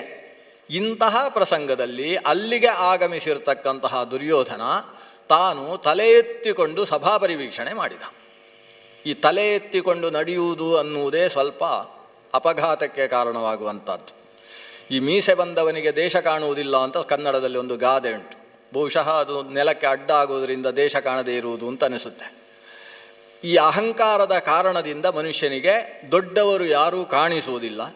ಹೀಗಾಗಿ ನೀರು ಇಲ್ಲದೇ ಇದ್ದ ಜಾಗವನ್ನು ನೀರು ಅಂತ ಅಂದುಕೊಂಡು, ಗೋಡೆ ಇಲ್ಲದೇ ಇದ್ದ ಜಾಗವನ್ನು ಗೋಡೆ ಅಂತ ಅಂದುಕೊಂಡು, ಅಲ್ಲಿ ಗೋಡೆ ಇಲ್ಲ ಅಂತ ದೃಢವಾದ ಮೇಲೆ ಇನ್ನೊಂದು ಕಡೆ ಇದ್ದ ಗೋಡೆಯನ್ನೂ ಕಾಣದೆ ತಲೆ ಒಡಿಸಿಕೊಂಡು, ಇದ್ದ ನೀರಿನಲ್ಲಿ ನೀರು ಅಲ್ಲ ಅಂತ ಭಾವಿಸಿಕೊಂಡು ತಾನು ಅದರಲ್ಲಿ ಬಿದ್ದು ಎಲ್ಲ ಎಡವಟ್ಟು ಮಾಡಿಕೊಂಡ. ತನ್ನಲ್ಲಿ ಯಾವುದು ಐಶ್ವರ್ಯವನ್ನು ವ್ಯಕ್ತ ಮಾಡುವುದಕ್ಕೆ ಬೇಕಾದಂತಹ ಶರೀರ ಪೋಷಾಕುಗಳು ಇದ್ದವೋ ಅಂಥದ್ದನ್ನೆಲ್ಲ ಧರಿಸಿಕೊಂಡು ಬಂದಿದ್ದಂತೆ. ಸಮ್ರಾಟನಾದಂತಹ ಧರ್ಮರಾಜ ಧರಿಸಿದ ಪೋಷಾಕಿಗಿಂತ ಉತ್ತಮವಾದ ವಸ್ತ್ರಗಳನ್ನು ಧಾರಣೆ ಮಾಡಿಕೊಂಡು, ಆಭರಣ ಧಾರಣೆ ಮಾಡಿಕೊಂಡು ದುರ್ಯೋಧನ ಆ ಸಭೆಯನ್ನು ಪ್ರವೇಶಿಸಿದ್ದ. ನೀರಿನಲ್ಲಿ ಬಿದ್ದ ಕೂಡಲೇ ಧರ್ಮರಾಜ ಎದ್ದ. ನಕುಲ ಸಹದೇವರನ್ನು ಕಳಿಸಿದ, ವಸ್ತ್ರಗಳನ್ನು ಕಳಿಸಿಕೊಟ್ಟ, ಅವರನ್ನು ಅಲಂಕಾರ ಮಾಡಿಕೊಂಡು ಮತ್ತೆ ಕರ್ಕೊಂಡು ಬನ್ನಿ ಅಂತ. ನಕುಲ ಸಹದೇವರು ಹೋಗಿ ಎಬ್ಬಿಸಿ ಅವನ ಎರಡೂ ಕೈಗಳನ್ನು ಹಿಡಿದು ನಡೆಸಿಕೊಂಡು ಬರುವಂತಹ ಪ್ರಸಂಗ ಬಂದು ಹೋಯಿತು. ಈ ಹೊತ್ತಿಗೆ ಭಗವಂತ ಕೃಷ್ಣ ಮೆಲ್ಲ ಗುಸುಗುಸು ನಗುವುದಕ್ಕೆ ಶುರು ಮಾಡಿದ. ನೋಡಿ, ನಗುವಿನಿಂದ ಎಂಥ ದೊಡ್ಡ ಅನರ್ಥ ಆಗ್ತದೆ ಅನ್ನುವುದಕ್ಕೆ ಇತಿಹಾಸ ಇಲ್ಲಿ ಸಿಗುವುದು ನಮಗೆ. ಕೃಷ್ಣನ ನಗು ಎಷ್ಟೆಲ್ಲ ಕೆಲಸ ಮಾಡ್ತದೆ ಅನ್ನುವುದಕ್ಕೆ ಇದು ನಮಗೆ ಸ್ಪಷ್ಟ ಜ್ವಲಂತ ದೃಷ್ಟಾಂತ ಆಗ್ತದೆ. ಒಂದು ವಿಷಯವನ್ನು ನಾನು ಹೇಳಬೇಕು. ಸಾಮಾನ್ಯ ಯಾವ ಮಹಾಭಾರತವನ್ನು ನಾವು ಓದಿದರೂ ಕೂಡ ಕೃಷ್ಣ ದ್ವಾರಕೆಗೆ ಹೋದ ಮೇಲೆ ದುರ್ಯೋಧನನಿಗೆ ಈ ಅವಮಾನ ನಡೆದಂತಹ ಘಟನೆಗಳು ಮಹಾಭಾರತದಲ್ಲಿದೆ. ಕೃಷ್ಣ ದ್ವಾರಕೆಗೆ ಹೋಗಿ ಆಗಿದೆ, ಅವನ ಸನ್ನಿಧಾನ ಇಲ್ಲಿಲ್ಲ. ಇಲ್ಲಿ ಭೀಮಸೇನ ಮತ್ತು ದ್ರೌಪದಿ ದೇವಿ ಸಿಕ್ಕಾಬಟ್ಟೆ ನಕ್ಕಿದ್ದು ಅನ್ನೋ ರೀತಿಯ ಮನಸ್ಥಿತಿ ನಮಗೆ ಮಹಾಭಾರತವನ್ನು ನೋಡಿದರೆ ಕಾಣಿಸ್ತದೆ. ಆದರೆ ಚೆನ್ನೈಯಲ್ಲಿ ಪಬ್ಲಿಷ್ ಆಗಿರತಕ್ಕಂತಹ ಕೃಷ್ಣಾಚಾರ್ಯರು ಪೂರ್ತಿ ಸಂಶೋಧನೆ ನಡೆಸಿರ್ತಕ್ಕಂತಹ ಪುಸ್ತಕ ನಾವು ಅಧ್ಯಯನ ಮಾಡಿದರೆ ಅದರಲ್ಲಿ ಅದು ಪರಿಶುದ್ಧವಾದ ದಾಕ್ಷಿಣಾತ್ಯ ಪಾಠ ಅದರಲ್ಲಿದೆ. ಆ ಪಾಠದಲ್ಲಿ ನಮಗೆ ಸಿಗುವಂಥ ವಿಷಯ, ಕೃಷ್ಣ ಇಲ್ಲಿ ಇರುವಾಗ ಕೃಷ್ಣನ ಪ್ರೇರಣೆಯಿಂದಲೇ ಸಿಕ್ಕಾಬಟ್ಟೆ ನಕ್ಕು ಈ ದುರ್ಯೋಧನ ತನ್ನನ್ನು ತಾನು ಭಾರಿ ಚಿಕ್ಕವ ಅಂತ ಅಂದುಕೊಳ್ಳುವ ಪ್ರಸಂಗ ಬಂದು ಹೋಯಿತು ಅನ್ನೋದು ಅಲ್ಲಿ ಸಿಗ್ತದೆ. ಶ್ರೀಮನ್ ಮಧ್ವಾಚಾರ್ಯರು ಮಹಾಭಾರತ ತಾತ್ಪರ್ಯ ನಿರ್ಣಯವನ್ನು ಯಾವುದು ಸರಿಯಾದ ಕಥೆ ಅಂತ ನಿರ್ಧಾರ ಮಾಡುವಂತಹ ಸಂದರ್ಭದಲ್ಲಿ ಕೃಷ್ಣ ಇದ್ದು ದುರ್ಯೋಧನನ ಅವಮಾನ ನಡೆಯಿತು, ಅದರಲ್ಲಿ ಪ್ರಧಾನ ಪಾತ್ರ ಭಗವಂತ ಕೃಷ್ಣನದ್ದೇ ಅನ್ನುವುದನ್ನು ನಿರ್ಣಯ ಕೊಡ್ತಾರೆ. ಆದ್ದರಿಂದ ಆ ನಿರ್ಣಯ, ಅದಕ್ಕೆ ಸಂಬಂಧಪಟ್ಟಂತಹ ಒಂದು ಪಾಠ ನಮಗೆ ಇವತ್ತು ಸಿಗ್ತಾ ಇರುವುದು. ಇದನ್ನೆಲ್ಲ ಪರಿಗಣಿಸಿ ನಾವು ಹೀಗೆ ಕಥೆಯನ್ನು ವ್ಯತ್ಯಾಸ ಮಾಡಿಕೊಳ್ಳಬೇಕು. ಕೆಲವು ಮಹಾಭಾರತಗಳು ಆಮೇಲೆ ವ್ಯತ್ಯಾಸಗಳೆಲ್ಲ ಆಗಿ ಸೇರಿಕೊಂಡಿದ್ದಾವೆ. ವಸ್ತುಸ್ಥಿತಿಯಲ್ಲಿ ಕೃಷ್ಣ ಇಲ್ಲಿ ಇರುವಾಗ ನಡೆದ ಘಟನೆ ಇದು. ಕೃಷ್ಣನ ಸನ್ನಿಧಾನದಲ್ಲಿ ಬರೀ ಕೃಷ್ಣ ಅಲ್ಲ, ಸಪತ್ನೀಕ ಕೃಷ್ಣ. ಉಳಿದವರನ್ನು ಸಪತ್ನೀಕ ಅಂತ ಹೇಳಿದರೆ ದೊಡ್ಡ ವಿಷಯ ಅಲ್ಲ, ಒಬ್ಬಳು ಹೆಣ್ತಿರ್ತಾಳೆ ಅಂತ. ಇಲ್ಲಿ ಸಪತ್ನೀಕ ಕೃಷ್ಣ ಅಂತ ಹೇಳಿದ ಕೂಡಲೇ ಷೋಡಶಸ್ತ್ರೀ ಸಹಸ್ರೇಶ ಅಂತ ನೆನಪು ಮಾಡಿಕೊಳ್ಬೇಕು. ಅಷ್ಟೂ ಜನರ ಮಧ್ಯದಲ್ಲಿ ನಡೆದಂತಹ ಘಟನೆ ಇದು. ಕೃಷ್ಣ ನಕ್ಕ, ನಗುವುದರ ಜೊತೆಗೆ ತನ್ನ ಪತ್ನಿಯರ ಮುಖವನ್ನೆಲ್ಲ ನೋಡಿ ನಕ್ಕ. ನೀವು ಸ್ವಲ್ಪ ಯಾಕೆ ನಗಬಾರ್ದು ಅಂತ ಹೇಳುವ ರೀತಿಯಲ್ಲಿ ನಕ್ಕ. ಭೀಮಸೇನನಿಗಂತೂ ಸ್ವತಃ ತಾನು ಕೈಯಲ್ಲಿ ಚಿವುಟಿ ಸೂಚನೆ ಕೊಟ್ಟ, ಯಾಕೆ ಇಷ್ಟಾದರೂ ನಗ್ತಾ ಇಲ್ಲ ಯಾಕೆ ಅಂತ. ಭೀಮಸೇನ ನಕ್ಕ ಅಂತ ಆದಾಗ ಉಳಿದವರಿಗೆಲ್ಲ ನಗು ಬಂತು. ಭೀಮಸೇನನ ನಗುವನ್ನು ನೋಡಿ ಉಳಿದವರು ನಕ್ಕರೋ ಅಥವಾ ಕೃಷ್ಣ ನಕ್ಕ ಅಂತೇಳಿ ನಗ್ತಾ ಇದ್ದಾರೋ, ಕೆಲವರಿಗೆ ಯಾಕೆ ನಗ್ತಾ ಇದ್ದೇವೆ ಅಂತಲೂ ಗೊತ್ತಿಲ್ಲ. ನಕ್ಕಿದ್ದು. ದುರ್ಯೋಧನನಿಗೆ ಎಲ್ಲರೂ ನನ್ನನ್ನೇ ನೋಡಿ ನಗ್ತಾ ಇದ್ದಾರೆ ಅಂತ, ಅವನಿಗೆ ಒಬ್ಬೊಬ್ಬರು 4 ಕಾಣಿಸ್ತಾ ಇದ್ದಾರೆ. ಕಣ್ಣೆಲ್ಲ ಕೆಂಪಾಗಿ ಹೋಗಿದೆ. ಯಾರು ಯಾಕೆ ನಗ್ತಾ ಇದ್ದಾರೆ ಅನ್ನೋ ವಿಷಯ ಅವನಿಗೆ ಗೊತ್ತೇ ಇಲ್ಲ. ಅವನು ಒಂದು ಸಲ ಕಣ್ಣು ಕೆಂಪು ಮಾಡಿ ನೋಡ್ತಾನೆ. ನೋಡೋ ಹೊತ್ತಿಗೆ ದ್ರೌಪದಿ ದೇವಿ ನಗ್ತಾ ಇದ್ದಾಳೆ. ಯಾಕಂದರೆ ಈ ಕೃಷ್ಣ ಭೀಮಸೇನ ಇಬ್ಬರು ಹೀಗೆ ನಗುವುದನ್ನು ನೋಡಿ ದ್ರೌಪದಿ ದೇವಿಗೆ ನಗು ಬರದೇ ಇರ್ತದ? ಈ ಸಮಯದಲ್ಲಿ ವೇದವ್ಯಾಸರು ಒಂದು ಮಾತು ಹೇಳ್ತಾರೆ. ನಗು ಅನ್ನುವುದು ಪ್ರಪಂಚ ವಿಧ್ವಂಸಕ ಅನ್ನುವುದಕ್ಕೂ ದೃಷ್ಟಾಂತ ಭಗವಂತ ಕೃಷ್ಣನ ನಗು. ಲೋಕವನ್ನೆಲ್ಲ ಬೆಳಗಿಸುವಂಥದ್ದು ನಗು ಅನ್ನುವುದಕ್ಕೂ ಕೂಡ ದೃಷ್ಟಾಂತ ಭಗವಂತ ಕೃಷ್ಣನ ನಗು. ಕೃಷ್ಣ ಅನ್ನೋ ಶಬ್ದದ ಅರ್ಥವೇ ನಗ್ತಾ ಇರುವವ ಅಂತ. ಯಾಕಂದರೆ ಕೃಷ್ಣ ಅಂದರೆ ಏನು? ಕರ್ಷತೀತಿ ಕೃಷ್ಣ, ಆಕರ್ಷಿಸುವವನಿಗೆ ಕೃಷ್ಣ ಅಂತ ಹೆಸರು. ಅದನ್ನು ನಮ್ಮಲ್ಲಿ ಯಾರು ಬೇಕಾದರೂ ಕೃಷ್ಣ ಆಗ್ಬೋದು. ಆಕರ್ಷಣೆ ಬೇಕು. ಆಕರ್ಷಣೆ ಯಾವಾಗ ಬರ್ತದೆ? ಮುಖದಲ್ಲಿ ನಗು ಇದ್ದವನಲ್ಲಿ ಆಕರ್ಷಣೆ ಇರ್ತದೆ. ಕೆಲವರು ಪಕ್ಕದಲ್ಲಿ ಕೂತ್ರೆ ಅದರ ಪಕ್ಕದಲ್ಲಿರುವವನಿಗೆ ಅನಿಸ್ತಾ ಇರ್ತದೆ, ಇವರ ಕಪಾಳಕ್ಕೊಂದು ಗುದ್ದಿದ್ರೆ ಹೇಗಿರ್ತದೆ ಅಂತ ಅನಿಸ್ತಾ ಇರ್ತದೆ. ಅವರ ಮೇಲೆ ಯಾವುದೇ ಕಾರಣದಿಂದ ಸಿಟ್ಟಿಲ್ಲ, ಯಾಕಂದರೆ ಅವರೇನು ಇವನಿಗೆ ಅಪಕಾರ ಮಾಡಲಿಲ್ಲ. ಆದರೆ ಅವರ ಮುಖ ನೋಡಿದರೆ ಹಾಗೆ ಅನಿಸ್ತದೆ ಇವನಿಗೆ. ಒಂದು ನಗಲಿಕ್ಕೆ ಆಗೋದಿಲ್ಲ. ದೇವರು ಕಣ್ಣು ಕೊಟ್ಟಿದ್ದಾರೆ, ಕೆನ್ನೆ ಕೊಟ್ಟಿದ್ದಾರೆ, ಬಾಯಿ ಕೊಟ್ಟಿದ್ದಾರೆ, ಹಲ್ಲು ಕೊಟ್ಟಿದ್ದಾರೆ. ಸ್ವಲ್ಪ ತೋರಿಸಬಾರ್ದ ಇಷ್ಟನ್ನು, ಒಂದು ನಗಬಾರ್ದ ಇವನು ಅಂತ ಅನಿಸ್ತಾ ಇರ್ತದೆ. ನಗುವುದು ಅನ್ನೋದು ಅದು ತಾನಾಗಿ ಇನ್ನೊಬ್ಬರ ಮನಸ್ಸನ್ನು ಆಕರ್ಷಿಸಿ ಬಿಡ್ತದೆ. ಭಗವಂತ ಕೃಷ್ಣನ ಮುಖದಲ್ಲಿ ನಗುಮಾಸಿದ್ದಕ್ಕೆ ಉದಾಹರಣೆ ಇಲ್ಲ. ಅವನು ಹುಟ್ಟುವಾಗಲೇ ನಕ್ಕೊಂಡು ಹುಟ್ಟಿದವ. ಸಾಮಾನ್ಯವಾಗಿ ಹುಟ್ಟುವವ ಅಳದೇ ಹೋದರೆ ಉಳಿದವರೆಲ್ಲ ಅಳುವುದಕ್ಕೆ ಪ್ರಾರಂಭಿಸ್ತಾರೆ. ಆದರೆ ಕೃಷ್ಣ ಆವಿರ್ಭವಿಸುವಾಗಲೇ ತಮದ್ಭುತಂ ಬಾಲಕಂ ಅಂಬುಜೇಕ್ಷಣಂ ಚತುರ್ಭುಜಂ ಶಂಖ ಗದಾದ್ಯುದಾಯುಧಂ, ಆವಿರ್ಭವಿಸುವಾಗಲೇ ಅದ್ಭುತ ಬಾಲಕ. ಬಾಯಿಯಲ್ಲಿ 32 ಹಲ್ಲಿಟ್ಟುಕೊಂಡು ಆ ಹಲ್ಲನ್ನು ನಗುಮುಖದಿಂದ ಹೊರಕ್ಕೆ ತೋರಿಸಿಕೊಂಡು ಆವಿರ್ಭವಿಸಿರ್ತಕ್ಕಂಥವ ಭಗವಂತ ಕೃಷ್ಣ. ಆಮೇಲೆ ಎಂತಹ ದುರ್ಭರ ಪ್ರಸಂಗದಲ್ಲೂ ಆತನ ಮುಖದಲ್ಲಿ ನಗು ಮಾಸಿದ್ದಿಲ್ಲ. ಆ ಕುರುಕ್ಷೇತ್ರದ ಮುಂದಿನ ಯುದ್ಧದ ಪ್ರಸಂಗ ನಾವು ನೋಡ್ತೇವೆ. ಅರ್ಜುನನನ್ನು ಯುದ್ಧಕ್ಕೆ ಸಿದ್ಧ ಮಾಡಿ ಕರ್ಕೊಂಡು ಬಂದವನೇ ಕೃಷ್ಣ. ಆ ಜಾಗದಲ್ಲಿ ಅರ್ಜುನ ಹೇಳ್ತಾನೆ, ನಾನು ಯುದ್ಧ ಮಾಡೋಲ್ಲ, ಕಿಮುನೋ ರಾಜ್ಯೇನ ಗೋವಿಂದ, ಗಾಂಡೀವಂ ಶ್ರಂಸತೆ ಹಸ್ತಾತ್, ನನಗೆ ಬೇಡವೇ ಬೇಡ ಅಂತ ಕೂತು ಬಿಡ್ತಾನೆ. ಸಾಮಾನ್ಯ ಭಾವಂದಿರಾದರೆ ಕಪಾಳಕ್ಕೆ ಹೊಡೆದು ಮತ್ತೆ ಯಾಕೆ ನನ್ನನ್ನು ಸಾರಥಿ ಆಗಬೇಕು ಅಂತ ಕರ್ಕೊಂಡು ಬಂದದ್ದು ಅಂತ ಹೊಡೆದು ನಿಲ್ಲಿಸುವಂಥ ಪ್ರಸಂಗ. ಆದರೆ ಕೃಷ್ಣ ನಗು ನಗುತ್ತಾ ಮಾತು ಶುರು ಮಾಡ್ತಾನೆ. ಪ್ರಹಸನ್ನಿವ ಭಾರತ ಅಂತ ವ್ಯಾಸರು ಗೀತೆಯ ಆರಂಭದಲ್ಲಿ ಹೇಳ್ತಾರೆ. ಇವ ನಕ್ಕೊಂಡು ಶುರು ಮಾಡ್ತಾನೆ. ಎಂಥ ವಿಷಮ ಪ್ರಸಂಗದಲ್ಲಿ ನಿನ್ನ ಪರಿಸ್ಥಿತಿ ಬಂತಪ್ಪ ಹೀಗೆ ಅಂತ ತಮಾಷೆ ಮಾಡಿಕೊಂಡು ಕಥೆ ಶುರು ಮಾಡ್ತಾನೆ ಅರ್ಜುನನಿಗೆ. ಯಾವ ಪ್ರಸಂಗದಲ್ಲೂ ಮುಖದಲ್ಲಿ ನಗುವನ್ನು ಮಾಸದೇ ಇರುವ ಹಾಗೆ ನೋಡಿಕೊಂಡದ್ದೇ ಕೃಷ್ಣನಲ್ಲಿ ಆಕರ್ಷಕ ವ್ಯಕ್ತಿತ್ವ ಇದೆ ಅನ್ನುವುದಕ್ಕೆ ದ್ಯೋತಕವಾದದ್ದು. ಅಂತಹ ಕೃಷ್ಣನ ನಗು ಎಷ್ಟೋ ಜನರ ದುಃಖಗಳನ್ನು ಪರಿಹಾರ ಮಾಡ್ತದೆ. ಸ್ಮರಾಮಿ ಭವಸಂತಾಪ ಹಾನಿದಾಮೃತ ಸಾಗರಂ ಪೂರ್ಣಾನಂದಸ್ಯ ರಾಮಸ್ಯ ಸಾನುರಾಗಾವಲೋಕನಂ ಅಂತ ಆ ಭಗವಂತನ ನಗುವನ್ನು ಆಲೋಚನೆ ಮಾಡಿದ್ರೇ ನಮ್ಮ ಸಂಸಾರವೆಂಬ ಸಾಗರ ಅದು ಬರಿದಾಗಿ ಹೋಗ್ತದೆ, ದುಃಖ ಅನ್ನುವುದು ಬರಿದಾಗಿ ಹೋಗ್ತದೆ. ಆದರೆ ಅದೇ ಭಗವಂತ ಇಲ್ಲಿ ಒಂದು ನಕ್ಕ. ಈ ನಕ್ಕದ್ದರಿಂದ ಉಳಿದವರೆಲ್ಲರ ನಕ್ಕರು. ಈ ನಗುವಿನ ಪರಿಣಾಮ ಅಲ್ಲಿ ದುರ್ಯೋಧನನ ಒಳಗೆ ಹೊಗೆ ಹಾಗೆ ಹೊಗೆಯಾಡುವುದು ಮಾತ್ರ ಅಲ್ಲ, ಪ್ರಜ್ವಲಿಸಿ ಆ ಪ್ರಜ್ವಲಿಕೆಯಿಂದ ಮುಂದಕ್ಕೆ ದ್ಯೂತ ಸಭಾ ನಿರ್ಮಾಣ, ದೊಡ್ಡ ದ್ಯೂತ ಪ್ರಸಂಗ. ಆ ದ್ಯೂತ ಸಭೆಯನ್ನು ಇವತ್ತು ಭಾರತ ದೇಶದವರಲ್ಲ, ಪ್ರಪಂಚದ ಯಾರೂ ಮರೆಯುವುದಿಲ್ಲ. ಇವತ್ತು ದ್ಯೂತ ಸಭೆಯಲ್ಲಿ ಏನೇನು ಘಟನೆ ನಡೆದಿದೆ ಅನ್ನುವುದನ್ನು ಕೇವಲ ಈ ಭಾರತ ದೇಶದಲ್ಲಿ ಹುಟ್ಟಿದ ವ್ಯಕ್ತಿಗಳು ಮಾತ್ರ ಅರಿತಿರುವುದಲ್ಲ. ಬೇರೆ ಬೇರೆ ಧರ್ಮಗಳನ್ನು ಅಧ್ಯಯನ ಮಾಡತಕ್ಕಂತಹ ವ್ಯಕ್ತಿಗಳು, ಯಹೂದಿಯರೂ ಕೂಡ ಮಹಾಭಾರತ ಓದ್ತಾರೆ, ದ್ಯೂತ ಸಭೆಯ ಪ್ರಕರಣ ಓದ್ತಾರೆ. ಯಾಕಂದರೆ ದ್ಯೂತ ಸಭೆಯಲ್ಲಿ ನಡೆದಂತಹ ಘಟನೆ ಅದು ಅಚಾನಕ್ಕಾಗಿ ನಡೆದದ್ದಲ್ಲ, ಅದರ ಹಿಂದೆ ಪೂರ್ವ ಯೋಜನೆ ಇದೆ. ಆ ಪೂರ್ವ ಯೋಜನೆಯ ಹಿನ್ನೆಲೆಯಲ್ಲಿ ಮಾನಸಿಕವಾದಂತಹ ವಿಷಯಗಳು ಎಷ್ಟಿವೆ, ಇದನ್ನು ಇವತ್ತು ಪ್ರತಿಯೊಂದು ಮನಃಶಾಸ್ತ್ರೀಯ ಅಧ್ಯಯನವನ್ನು ನಡೆಸುವಂತಹ ಯೂನಿವರ್ಸಿಟಿಗಳು ಕೂಡ ತಮ್ಮ ಪಠ್ಯ ವಿಷಯದಲ್ಲಿ ಸೇರಿಸಿಕೊಂಡಿದ್ದಾವೆ. ಅಷ್ಟು ಮಹತ್ವ ಉಳ್ಳದ್ದು ಈ ದ್ಯೂತ ಸಭೆ. ಆದ್ದರಿಂದ ದ್ಯೂತ ಸಭೆಯ ಹಿನ್ನೆಲೆಯಲ್ಲಿ ಭಗವಂತನ ಕೃಷ್ಣನ ನಗು ಒಂದು ಕಾರಣವಾಯಿತು. ತುಂಬ ಅವಮಾನವನ್ನು ಅನುಭವಿಸಿದ ಹಾಗೆ ದುರ್ಯೋಧನ. ಒಂದು ದೃಷ್ಟಿಯಿಂದ ನೋಡಿದರೆ ನಮಗೆ ಅನಿಸ್ತದೆ ದುರ್ಯೋಧನನನ್ನು ಅವಮಾನ ಮಾಡಬಾರ್ದಿತ್ತು. ಸ್ವತಃ ಧರ್ಮರಾಜನೇ ಹೇಳಿದ ಯಾರೂ ನಗಬೇಡಿ ಅಂತ. ಆದರೆ ಅವ ನಗಬೇಡಿ ಅಂತ ಹೇಳ್ತಾ ಇದ್ದದ್ದು ನೋಡಿ ಅನೇಕರಿಗೆ ನಗು ಬರುವುದಕ್ಕೆ ಶುರುವಾಯಿತು. ಇವನು ಯಾಕಪ್ಪ ನಗಬೇಡಿ ಅಂತ ಹೇಳ್ತಾ ಇದ್ದಾನೆ? ನಗುವುದು ಅನ್ನುವುದು ನಗುವು ಸಹಜದ ಧರ್ಮ ಅಂತ DVG ಅವರು ಹೇಳ್ತಾರಲ್ಲ, ಅದು ನಮ್ಮ ಸಹಜ ಧರ್ಮ. ನಗಬೇಡಿ ಅಂತ ಹೇಳಿ ಯಾರನ್ನಾದರೂ ನಗು ನಿಲ್ಲಿಸ್ಲಿಕ್ಕಾಗ್ತದ? ಅಳಬೇಡಿ ಅಂತ ಹೇಳಿ ಅಳುವನ್ನು ನಿಲ್ಲಿಸ್ಲಿಕ್ಕಾಗುವುದಾದರೆ ನಗಬೇಡಿ ಅಂತ ಹೇಳಿದರೆ ನಗುವನ್ನು ನಿಲ್ಲಿಸ್ಬೋದು. ನಗುವನ್ನು ನಿಲ್ಲಿಸ್ಲಿಕ್ಕಾಗುವುದಿಲ್ಲ. ನಗು ಅನ್ನುವುದು ಮಾನಸವಾದ ಪ್ರಫುಲ್ಲತೆಯಿಂದ ತಾನಾಗಿ ಬರತಕ್ಕಂಥದ್ದು. ವಸ್ತುತಃ ನಗು ಅದು ಮಾನಸ ಪ್ರಫುಲ್ಲತೆಯಿಂದ ಬರುವಂತಹ ಒಂದು ಸಹಜ ಧರ್ಮ. ಆದರೆ ನಗುವಿನಲ್ಲಿ ಅನೇಕ ಪ್ರಭೇದಗಳುಂಟು. ಮಂದಹಾಸ ಅಂತ ಒಂದು ಬಹಳ ಸುಲಭವಾದ ಒಂದು ನಗು ಇದೆ, ಇದು ಎಲ್ಲರಲ್ಲೂ ಬೇಕಾದದ್ದು. ಆ ಮಂದ ಹೋಗಿ ಬರೀ ಹಾಸ ಅಂತ ಮತ್ತೊಂದಿದೆ. ಹಾಸದ ಸ್ಥಿತಿಯಲ್ಲಿ ಹಲ್ಲು ಕಾಣಿಸ್ತದೆ, ಆದರೆ ಶಬ್ದ ಕೇಳಿಸುವುದಿಲ್ಲ. ಹಾಸದ ನಂತರಕ್ಕೆ ಮೇಲಕ್ಕೆ ಬಂತು ಅಂತಾದರೆ ಸ್ವಲ್ಪ ಜೋರು ಶಬ್ದ ಕೇಳಿಸ್ತದೆ ಎಲ್ರಿಗೂ ಕೂಡ. ಅದು ಅಟ್ಟಹಾಸ ಅಂತ ಅದಕ್ಕೆ ಹೆಸರಾಗ್ತದೆ. ಆ ಅಟ್ಟಹಾಸವೇ ಇನ್ನಷ್ಟು ಜೋರಾಗಿ ಮೇಲೆಯ ಅಟ್ಟವೇ ಹಾರಿ ಹೋಗುವಷ್ಟಾದರೆ ಅದನ್ನು ವಿಕಟಾಟ್ಟಹಾಸ ಅಂತ ಕರೀತಾರೆ. ಈಗ ಇವರು ನಡೆಸಿದ ಹಾಸ ಹಾಸವೋ ಅಟ್ಟಹಾಸವೋ ಅಲ್ಲ, ಅದರ ಮೇಲಿನ ಹಾಸಕ್ಕೆ ಅದು ಹೋಗಿತ್ತು. ಈ ಹಾಸ ಅನ್ನೋದು ಸಾತ್ವಿಕವಾದದ್ದಲ್ಲ. ಇನ್ನೊಬ್ಬರು ಸ್ವಲ್ಪ ನೋವು ಅನುಭವಿಸಬೇಕು ಅನ್ನುವ ಮನಸ್ಥಿತಿಯಿಂದ ಕೂಡಿರತಕ್ಕಂತಹ ನಗುವಾಗ್ತದೆ. ಈ ನಗು ಇನ್ನೊಬ್ಬರಿಗೆ ನೋವಾಗುವುದು ಯಾವಾಗ? ಅದರಲ್ಲಿ ಅವರ ತಪ್ಪು ಕಾರಣವಾಗಿರ್ತದೋ ಅಥವಾ ಇವರು ನಕ್ಕಿದ್ದು ಕಾರಣವಾಗಿರ್ತದೋ, ಇದು ವಿಮರ್ಶೆಗೆ ಸಂಬಂಧಪಟ್ಟ ವಿಷಯ. ವಸ್ತುತಃ ಇಲ್ಲಿ ದುರ್ಯೋಧನನ ತಪ್ಪು ಅಧಿಕವಾಗಿತ್ತು. ಇವರು ಕುಳಿತಿದ್ದಾರೆ, ಸಾಕ್ಷಾತ್ ವೇದವ್ಯಾಸರು ಇದ್ದಾರೆ. ಅಂತಹ ಸಭೆಗೆ ಬಂದಂತಹ ಇವರ ಸಂಬಂಧಿಯಾದಂತಹ ದುರ್ಯೋಧನ ಸಭೆಯಲ್ಲಿ ಉಪಸ್ಥಿತನಾಗಿರಬೇಕೇ ಹೊರತು ತಾನು ಕತ್ತಿ ಹಿಡ್ಕೊಂಡು ಸಭಾವಲೋಕನ ಅಂತ ಇವರ ಮುಂದೆಯೇ ಅತ್ತಿತ್ತ ಓಡಾಡುವುದಲ್ಲ.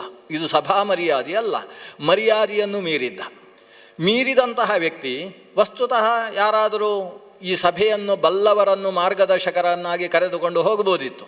ಅದು ಮಾಡಲಿಲ್ಲ. ತಾನು ಅಹಂಕಾರದಿಂದ ತಾನೇ ಸುತ್ತಾಡುವುದಕ್ಕೆ ಪ್ರಾರಂಭಿಸಿದ. ಅಂಥಲ್ಲೂ ಕೂಡ ಯಾವುದು ನೀರು ಅಂತ ತಿಳಿಯದೇ ಇರುವಷ್ಟು ಆತ ಕುರುಡ ಅಲ್ಲ.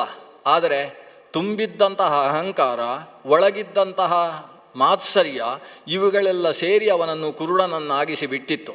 ಆ ಕಾರಣದಿಂದಲೇ ನೀರನ್ನೂ ಕಾಣದೆ ತಾನು ಜಾರಿ ಬೀಳುವಂತಹ ಪ್ರಸಂಗ ಬಂತು. ಈ ಜಾರಿ ಬಿದ್ದದ್ದಕ್ಕೋಸ್ಕರ ಭೀಮಾದಿಗಳು ನಕ್ಕಿದ್ದಲ್ಲ, ಆ ಜಾರಿ ಬೀಳುವುದಕ್ಕೆ ಕಾರಣವಾದ ಆತನ ಮನಸ್ಥಿತಿಯನ್ನು ನೋಡಿ ನಕ್ಕರು. ಪ್ರತಿಯೊಬ್ಬ ವ್ಯಕ್ತಿಯೂ ಕೂಡ ಹೊರಗೆ ಕಂಡದ್ದನ್ನು ನೋಡು ನಗುವುದಲ್ಲ, ಅವರ ಒಳಗಿನ ಮನಸ್ಥಿತಿಯನ್ನು ನೋಡಿಯೇ ನಗುವುದು.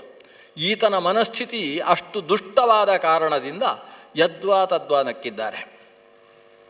ಆಮೇಲೆ ಇವರಿಗೆ ಮುಖವನ್ನೇ ತೋರಿಸದೆ ತನ್ನ ಬಟ್ಟೆಯನ್ನು ತನ್ನ ಮುಖಕ್ಕೆ ಹಾಕಿಕೊಂಡು, ಇವತ್ತು ಕರೋನಾ ಪರಿಸ್ಥಿತಿಯಲ್ಲಿ ಲೋಕದ ಜನ ಹೇಗೆ ಮುಖಕ್ಕೆ ಬಟ್ಟೆ ಹಾಕ್ಕೊಂಡಿರ್ತಾರೋ ಹಾಗೆ ದುರ್ಯೋಧನ ತನ್ನ ಮುಖಕ್ಕೆ ಬಟ್ಟೆಯನ್ನು ಹಾಕಿಕೊಂಡು ತಾನು ಸಂಪೂರ್ಣವಾಗಿ ಸೋತು ಹೋದವನ ಹಾಗೆ ಅಲ್ಲಿಂದ ತಲೆ ತಗ್ಗಿಸಿಕೊಂಡು ಸಭೆಯಿಂದ ಹೊರಗೆ ಹೋದ. ಧರ್ಮರಾಜ ಕೊಟ್ಟು ಕಳಿಸಿದ ಬಟ್ಟೆಯನ್ನು ಉಡಲಿಲ್ಲ, ನಿರಾಕರಿಸಿದ. ಧರ್ಮರಾಜನೇ ಸ್ವತಃ ಎದ್ದು ಹೋದ ಅವನನ್ನು ಸಮಾಧಾನ ಮಾಡುವುದಕ್ಕೆ. ಆದರೆ ನಕುಲ ಸಹದೇವರು ಸಮಾಧಾನ ಮಾಡಿ ಬಂದವರು ನೀನು ಹೋಗುವುದು ಬೇಡ ಅಂತ ಹಿಂದಕ್ಕೆ ಕರ್ಕೊಂಡು ಬಂದರು. ವ್ಯಾಸರನ್ನು ಬಿಟ್ಟು ನಾವು ಹೋಗುವುದು ಸರಿಯಲ್ಲ ಅಂತ. ಇಷ್ಟು ಪ್ರಕರಣ ಘಟಿಸಿತು.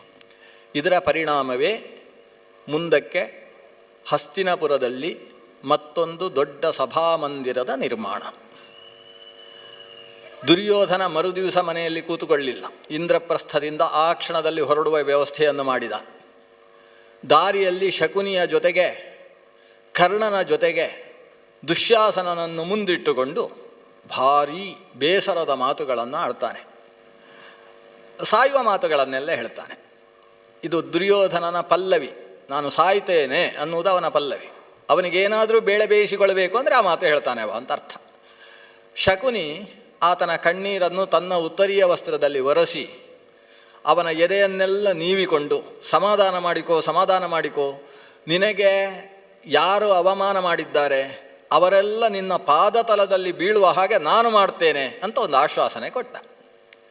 ಈ ಆಶ್ವಾಸನೆಯನ್ನು ಕೇಳಿ ದುರ್ಯೋಧನನಿಗೆ ಸಮಾಧಾನ ಆಗ್ತದೆ. ನಾನು ಸಾಯುವುದಿಲ್ಲ ಅಂತ ಹೇಳ್ತಾನೆ. ಅಂತೂ ಶಕುನಿ ಸಾಯ್ತೇನೆ ಅಂತ ಹೇಳುವ ದುರ್ಯೋಧನನನ್ನು ಸಾಯುವುದಿಲ್ಲ ಅಂತ ಹೇಳುವಲ್ಲಿ ತನಕ ಬಿಡುವುದಿಲ್ಲ. ಅಷ್ಟು ಕೆಲಸ ಮಾಡ್ತಾನೆ ಶಕುನಿ. ಶಕುನಿಯ ಬುದ್ಧಿ ಸಾಮರ್ಥ್ಯ ಅದ್ಭುತವಾದದ್ದು. ಆತ ಮಾತಿನಲ್ಲೂ ಬಹಳ ಚತುರ.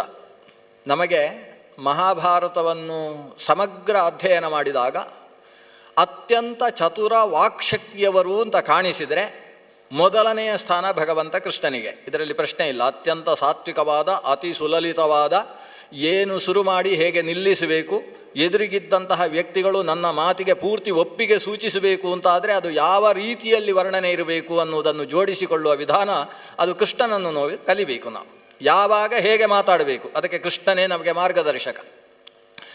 ನಂತರದಲ್ಲಿ ಒಬ್ಬ ಕಷ್ಟದಲ್ಲಿದ್ದು ತುಂಬ ಬೇಸರದಲ್ಲಿದ್ದು ಸಾಯ್ತೇನೆ ಅಂತ ಹೊರಟಿದ್ದಂತಹ ವ್ಯಕ್ತಿಯನ್ನೂ ಸಮಾಧಾನ ಮಾಡಿ ಎತ್ತರಕ್ಕೆ ನಿಲ್ಲಿಸಬೇಕಾ, ಯಾವ ರೀತಿ ಮಾತಾಡಬೇಕು ಅದಕ್ಕೆ ಶಕುನಿಯನ್ನು ನೋಡಿ ಕಲಿಬೇಕು. ಭಾರಿ ಮಾತುಗಾರ, ಭಾಳ ಅದ್ಭುತವಾದ ಮಾತುಗಳನ್ನು ಆಡ್ತಾನೆ. ಆಮೇಲೆ ಮಾತು ಸರಿಯಾಗಿ ಕಲಿಬೇಕು ಅಂದರೆ ವಿದುರನನ್ನು ನೋಡಿ ಕಲಿಬೇಕು. ಧೃತರಾಷ್ಟ್ರನಂತಹ ವ್ಯಕ್ತಿಯನ್ನು ಎಷ್ಟು ತಿದ್ದಲಿಕ್ಕೆ ಸಾಧ್ಯ ಅಷ್ಟು ಮಾರ್ಗಗಳಿಂದ ಉಪದೇಶವನ್ನು ಮಾಡುವ ಧೃತರಾಷ್ಟ್ರ ವಿದುರನ ಜೊತೆಗೆ 1 ಗಂಟೆ ಕೂತ ಅಂತಾದರೆ ಧೃತರಾಷ್ಟ್ರನ ಇಡೀ ತಲೆ ತೊಳೆಯಲ್ಪಟ್ಟು ಪರಿಶುದ್ಧ ವ್ಯಕ್ತಿಯಾಗಿ ಬಿಡ್ತಾನೆ. ಆದರೆ ಅದೇ ಧೃತರಾಷ್ಟ್ರನ ಮುಂದೆ ಮತ್ತೆ 5 ನಿಮಿಷ ದುರ್ಯೋಧನ ಬಂದು ಹೋದರೆ ಸಾಕು, ಮತ್ತೆ ಕೆಸರು ರಾಡಿ ಎಲ್ಲ ಸೇರಿಕೊಳ್ತದೆ. ಈ ಧೃತರಾಷ್ಟ್ರ ತುಂಬ ವಿಚಿತ್ರವಾದ ವ್ಯಕ್ತಿ. ಅಷ್ಟು ಕೆಸರು ತುಂಬಿದ್ದನ್ನು ಮತ್ತೆ ಶುದ್ಧ ಮಾಡಬೇಕಾದ್ರೆ ವಿದುರನಿಗೆ ಮತ್ತೆ 1 ಗಂಟೆಯೋ 2 ಗಂಟೆಯೋ ಬೇಕು. ಅಷ್ಟು ಚೆನ್ನಾಗಿ ಮಾತು ಹೇಳಿ ಒಂದು ವಿಷಯವನ್ನು ಉಪಪಾದನೆ ಮಾಡುವ ಶಕ್ತಿಯನ್ನು ನಾವು ವಿದುರನಲ್ಲಿ ಕಾಣ್ತೇವೆ. ಮತ್ತೊಬ್ಬ ಸಂಜಯ ವಸ್ತುತಃ ಧೃತರಾಷ್ಟ್ರನಿಗೆ ಸೂತ, ಅವನ ರಥವನ್ನು ಓಡಿಸತಕ್ಕಂತಹ ವ್ಯಕ್ತಿ. ಆದರೆ ದೊಡ್ಡ ಶಾಸ್ತ್ರಜ್ಞಾನಿ. ವೇದವ್ಯಾಸರ ಅನುಗ್ರಹದಿಂದ ಬಹಳಷ್ಟು ಶಾಸ್ತ್ರಗಳನ್ನು ಒಳಗಿಂದ ಅರ್ಥ ಮಾಡಿಕೊಂಡಿರ್ತಕ್ಕಂಥ ವ್ಯಕ್ತಿ.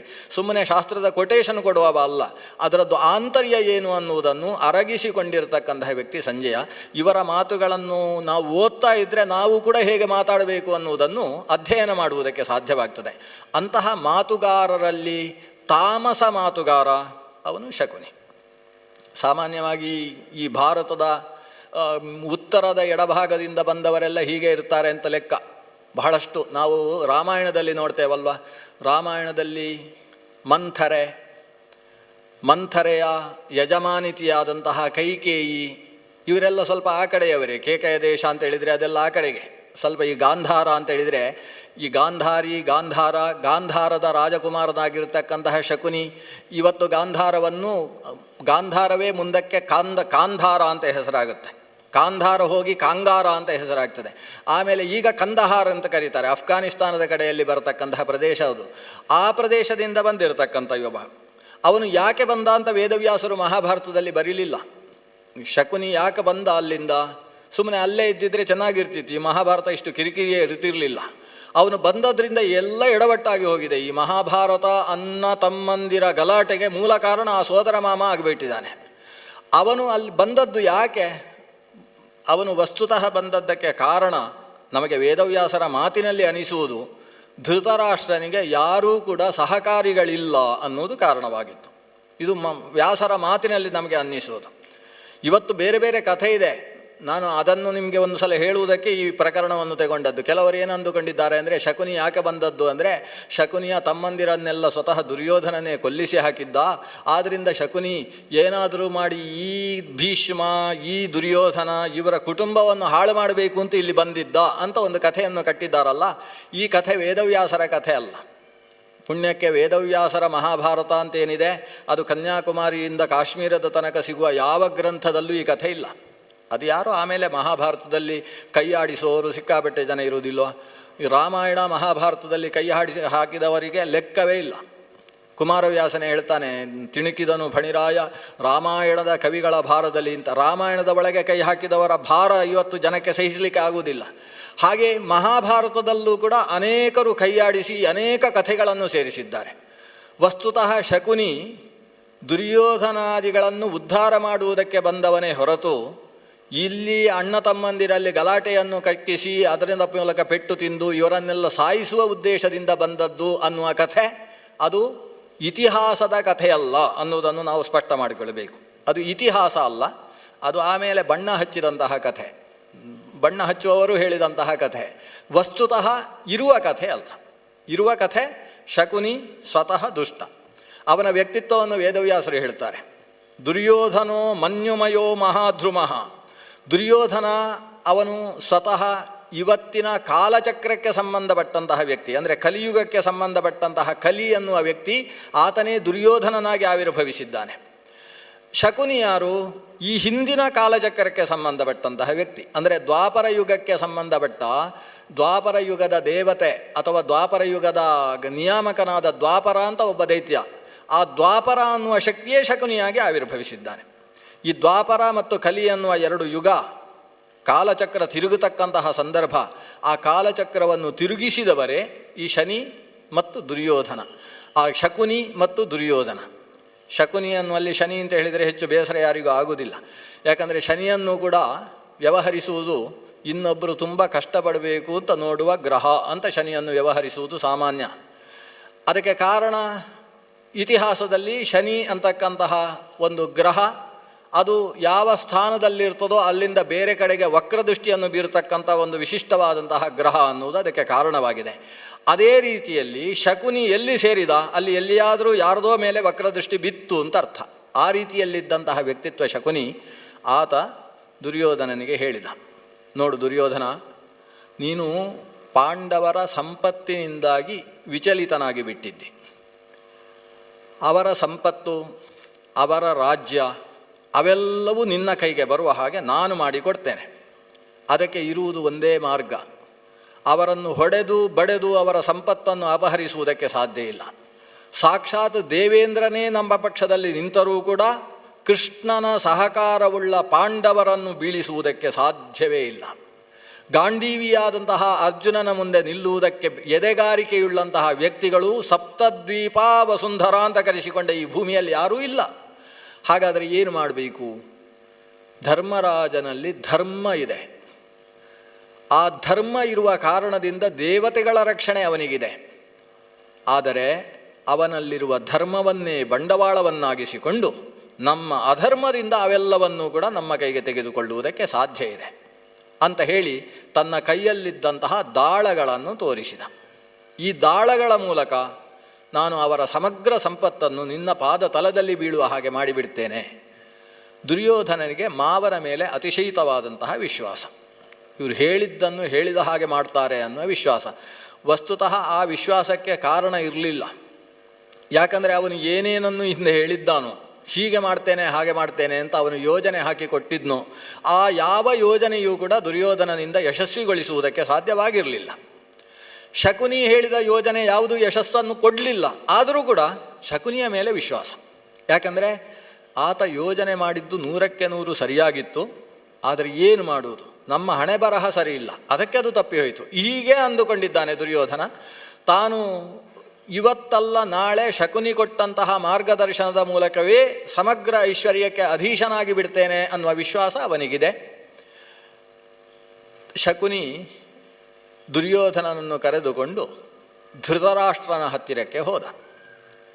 ಧೃತರಾಷ್ಟ್ರನ ಮುಂದೆ ಶಕುನಿ ಹೇಳಿದ ಮಾತು ಏನು? ನಿನ್ನ ಮಗ ಸಾಯ್ತಾನಂತೆ ಅಂತ ಹೇಳಿದ. ದುರ್ಯೋಧನನೇ ಹೇಳ್ಬೋದಿತ್ತು ಧೃತರಾಷ್ಟ್ರನ ಮುಂದೆ, ಆದರೆ ತನ್ನ ಮಾವನ ಮೂಲಕ ಹೇಳಿಸ್ತಾನೆ. ಧೃತರಾಷ್ಟ್ರನ ಭಾರೀ ದೊಡ್ಡ ಮಾನಸಿಕ ವೈಕಲ್ಯ ಏನು? ದುರ್ಯೋಧನನ ಮೇಲೆ ಧೃತರಾಷ್ಟ್ರನಿಗಿರತಕ್ಕಂತಹ ಅತಿಶಯಿತವಾದ ಮಮಕಾರವೇ ಅವನ ವೈಕಲ್ಯ. ಮಹಾಭಾರತದ ಮೂಲವೇ ಈ ಧೃತರಾಷ್ಟ್ರನಿಗಿದ್ದಂತಹ ನನ್ನ ಮಗ ಅನ್ನುವ ಮನಸ್ಥಿತಿ. ನಾವು ಭಗವದ್ಗೀತೆಯ ಮೊದಲನೇ ಶ್ಲೋಕ ಕೇಳ್ತೇವೆ, ಧೃತರಾಷ್ಟ್ರ ಉವಾಚ ಅಂತ. ಧರ್ಮಕ್ಷೇತ್ರೇ ಕುರುಕ್ಷೇತ್ರೇ ಸಮವೇತ ಯುಯುತ್ಸವ ಮಾಮಕಾಹ ಪಾಂಡವಾಶ್ಚೈವ ಕಿಮಕುರುವತ ಸಂಜಯ. ಅಲ್ಲಿ ಧೃತರಾಷ್ಟ್ರ ಪ್ರಶ್ನಿಸುವುದೇನು? ನನ್ನವರು ಮತ್ತು ಪಾಂಡವರು ಕುರುಕ್ಷೇತ್ರ ಧರ್ಮಕ್ಷೇತ್ರದಲ್ಲಿ ಏನು ಮಾಡಿದ್ರಪ್ಪ ಅಂತ ಪ್ರಶ್ನಿಸ್ತಾನೆ. ಅವನು ನನ್ನ ಮಕ್ಕಳು ಅಂತ ಹೇಳುವುದಿಲ್ಲ, ನನ್ನವರು ಅಷ್ಟೇ. ಮಾಮಕಾಹ, ಈ ಮಾಮಕ ಅನ್ನೋ ಶಬ್ದವೇ ಆತನಿಗೆ ಈ ದುರ್ಯೋಧನಾದಿಗಳ ಮೇಲೆ ಎಷ್ಟು ಮಮಕಾರ ತುಂಬಿ ಹೋಗಿತ್ತು ಅನ್ನುವುದನ್ನು ತೋರಿಸ್ತದೆ.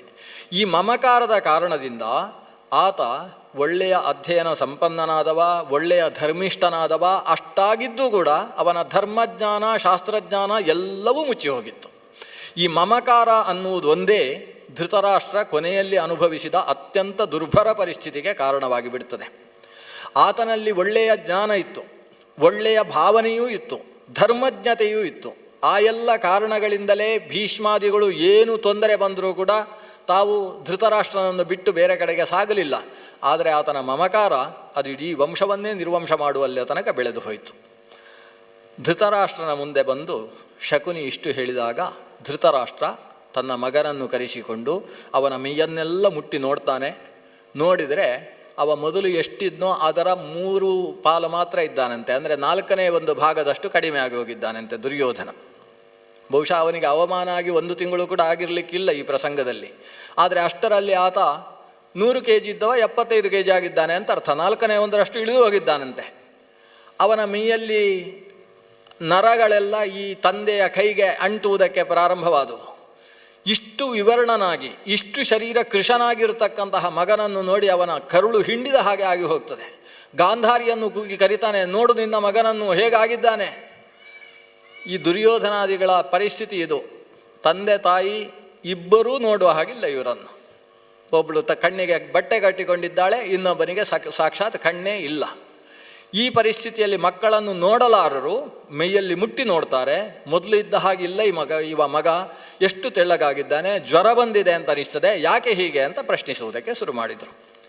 ಗಾಂಧಾರಿಯ ಸನ್ನಿಧಾನದಲ್ಲಿ ದುರ್ಯೋಧನ ರಾಜಸೂಯ ಯಾಗದ ಕಥೆಯನ್ನು ಬಣ್ಣ ಕಟ್ಟಿ ಹೇಳುವುದಕ್ಕೆ ಶುರು ಮಾಡ್ತಾನೆ.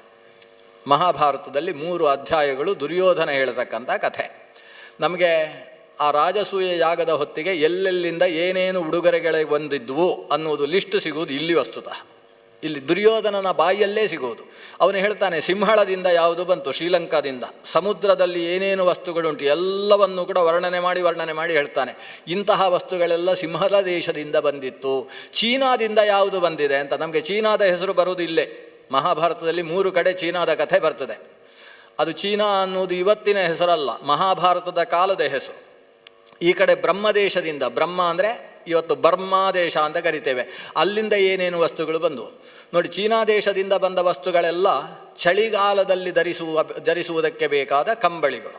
ಅದರಲ್ಲಿ ರತ್ನಗಂಬಳಿಗಳ 16 ಬಗೆಯನ್ನು ವರ್ಣನೆ ಮಾಡ್ತಾನೆ ಅವ. ಇಂಥ ಕಂಬಳಿಯನ್ನು ನಾನು ಜೀವನದಲ್ಲಿ ಕೇಳಿದ್ದಿಲ್ಲ, ಆದರೆ ಅವತ್ತು ನೋಡಿದೆ ನಾನು. ಧರ್ಮರಾಜನ ಯಜ್ಞಕ್ಕೆ ಅಂತಹ ಕಂಬಳಿಗಳನ್ನು ಚೀನಾ ದೇಶದಿಂದ ಕರೆಸಿಕೊಟ್ರು ಅಂತ ಅದನ್ನು ಉಲ್ಲೇಖ ಮಾಡ್ತಾನೆ. ಅದು ಹಿಮಾಲಯದ ಕಡೆಯಲ್ಲಿ ಬೆಳೆಯತಕ್ಕಂತಹ ಬೇರೆ ಬೇರೆ ಪ್ರಾಣಿಗಳ ದುಪ್ಪಟದಿಂದ ಉಂಟು ಮಾಡತಕ್ಕಂತಹ ಕಂಬಳಿಗಳನ್ನೆಲ್ಲ ಅಲ್ಲಿಂದ ಕಳಿಸಿಕೊಟ್ಟಿದ್ದಾರಂತೆ ಉಡುಗೊರೆಯಾಗಿ.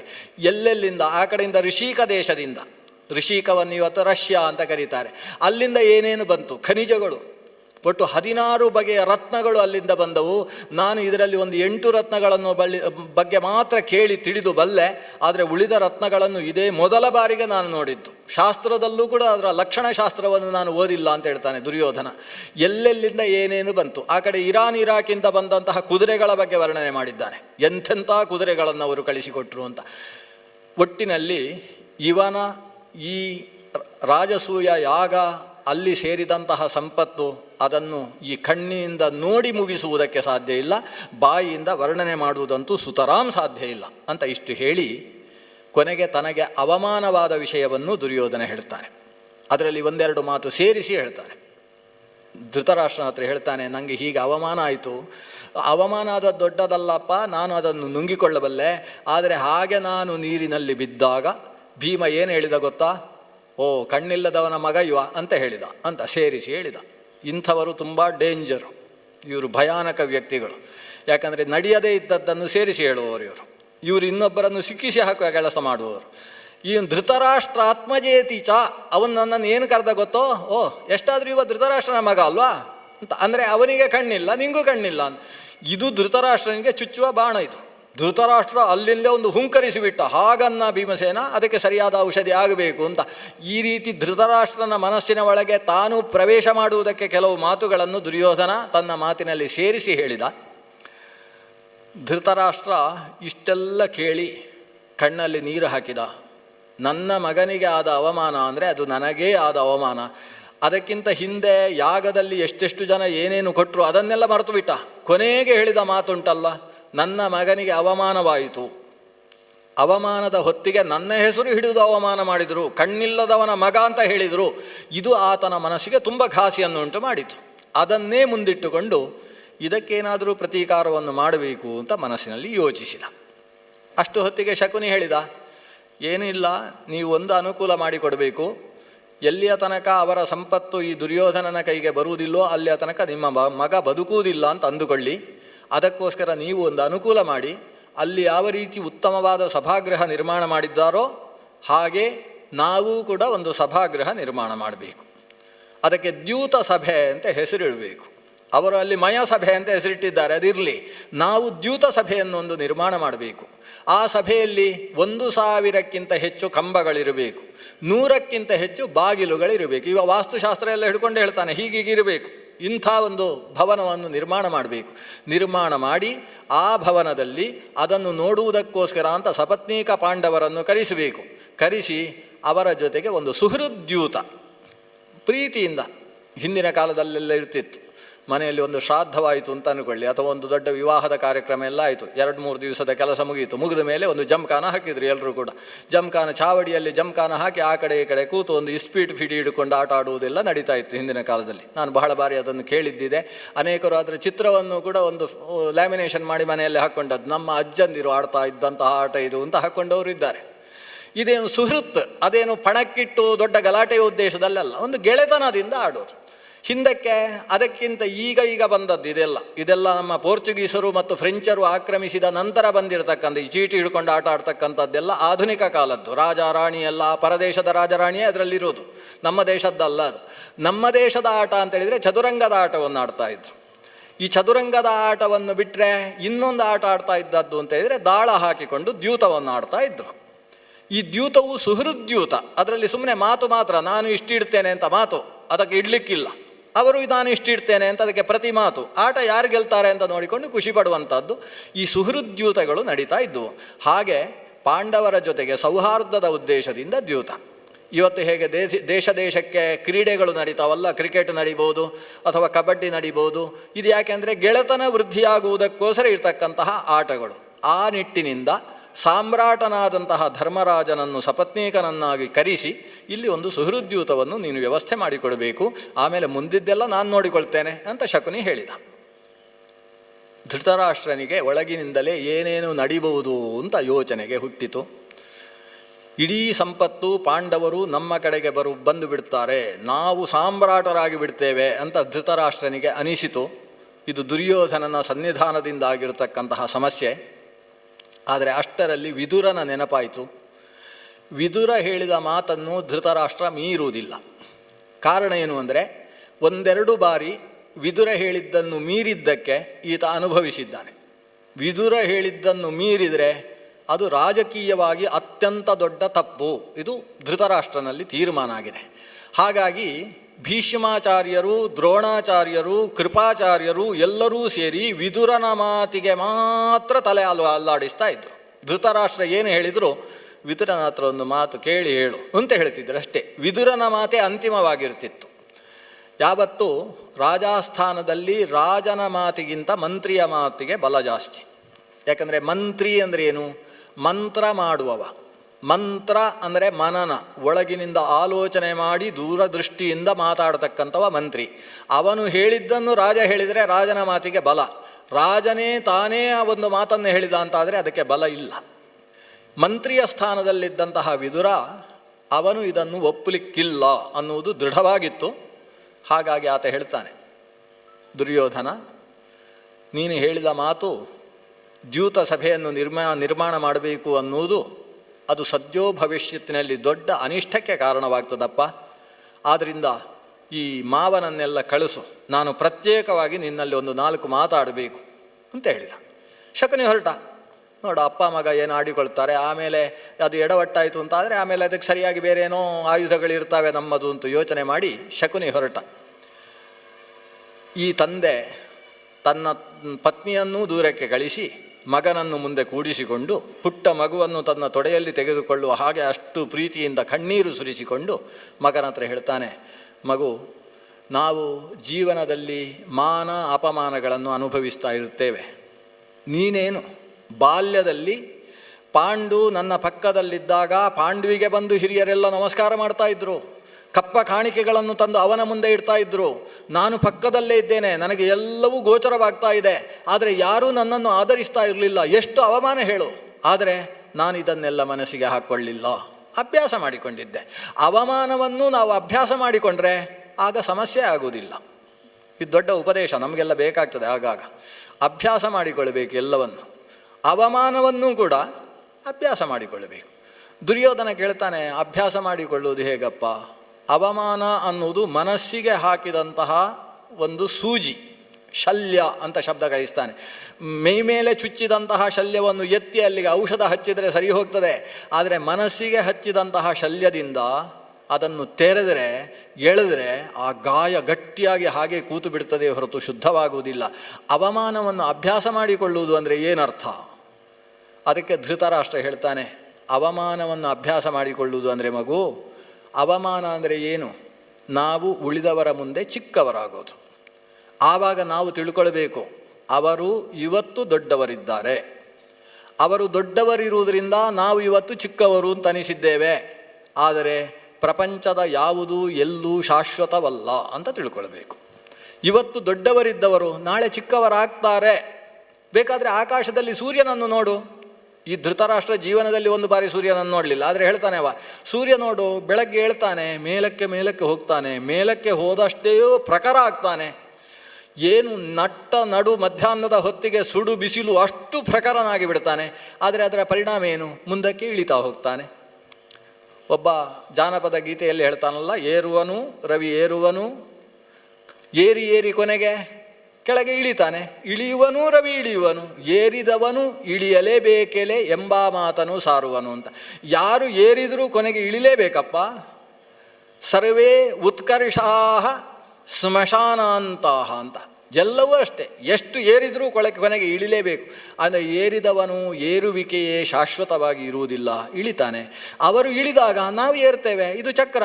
ಸುಖಸ್ಯಾನಂತರಂ ದುಃಖಂ, ದುಃಖಸ್ಯಾನಂತರಂ ಸುಖಂ, ಚಕ್ರವತ್ ಪರಿವರ್ತಂತೆ ತತ್ರ ಕಾ ಪರಿದೇವನ. ಇದು ಚಕ್ರದ ಹಾಗೆ. ಚಕ್ರದ ಒಂದು ಬದಿಯಲ್ಲಿ ಒಂದು ಇರುವೆ ಇರ್ತದೆ. ಚಕ್ರ ತಿರುಗಿದ ಹಾಗೆ ಮೇಲಕ್ಕೆ ಹೋಯಿತು, ಅದಕ್ಕೆ ಖುಷಿ, ನಾನು ಎಲ್ಲದರ ಮೇಲೆ ಇದ್ದೇನೆ ಅಂತ. ಚಕ್ರ ಇಳಿಯಿತು, ಅದು ಎಲ್ಲದರ ಕೆಳಗೆ ಬರ್ತದೆ. ಆವಾಗ ಇನ್ನೊಂದು ಇರುವೆ ಮೇಲಕ್ಕೆ ಹೋಗಿರ್ತದೆ. ಅದು ಖುಷಿಪಟ್ಟು ಪ್ರಯೋಜನ ಏನು? ಇದು ಇವತ್ತು ಏರಿದ್ದು ಮತ್ತೆ ಕೆಳಕ್ಕೆ ಇಳಿಬೇಕು. ಚಕ್ರದ ಹಾಗೆ ನಿರಂತರ ಉತ್ಕರ್ಷ ಅಪಕರ್ಷ, ಸುಖ ದುಃಖ, ಮಾನ ಅಪಮಾನ, ಇದು ಜೀವನದಲ್ಲಿ ಸುತ್ತಾಡತಕ್ಕಂಥದ್ದಪ್ಪ. ಆದ್ದರಿಂದ ನಾವು ಮಾನ ಬಂದಾಗ ಹೇಗೆ ಅದನ್ನು ಖುಷಿಯಿಂದ ಸ್ವೀಕರಿಸ್ತೇವೋ, ಅವಮಾನ ಬಂದಾಗಲೂ ಕೂಡ ಸಮಾಧಾನದಿಂದ ಸ್ವೀಕರಿಸಬೇಕು. ದುಃಖೇ ದುಃಖಾದಿಕಾನ್ ಪಶ್ಯೇತ್, ಸುಖೇ ಪಶ್ಯೇತ್ ಸುಖಾದಿಕಾನ್. ನಮಗೆ ತುಂಬ ಅವಮಾನವಾಗಿ ದುಃಖವಾದಾಗ ನಮಗಿಂತ ಹೆಚ್ಚು ಅವಮಾನಿತರಾಗಿ ದುಃಖಪಟ್ಟವರನ್ನು ಯೋಚನೆ ಮಾಡಬೇಕು. ಅವರ ದುಃಖದ ಮುಂದೆ ನಂದೇನು ಸಮಾಧಾನ ಮಾಡಿಕೊಳ್ಬೇಕು. ಹಾಗೆ ಸಿಕ್ಕಾಬಟ್ಟೆ ಸುಖವಾದಾಗ ನಾವು ಕುಣಿದು ಕುಪ್ಪಳಿಸಿ ಹಾರಾಡುವುದಲ್ಲ, ನಮಗಿಂತ ಹೆಚ್ಚು ಸುಖದಲ್ಲಿರುವವರನ್ನು ನೋಡಿಕೊಂಡು ಆವಾಗಲೂ ಸಮಾಧಾನದಲ್ಲೇ ಇರಬೇಕು.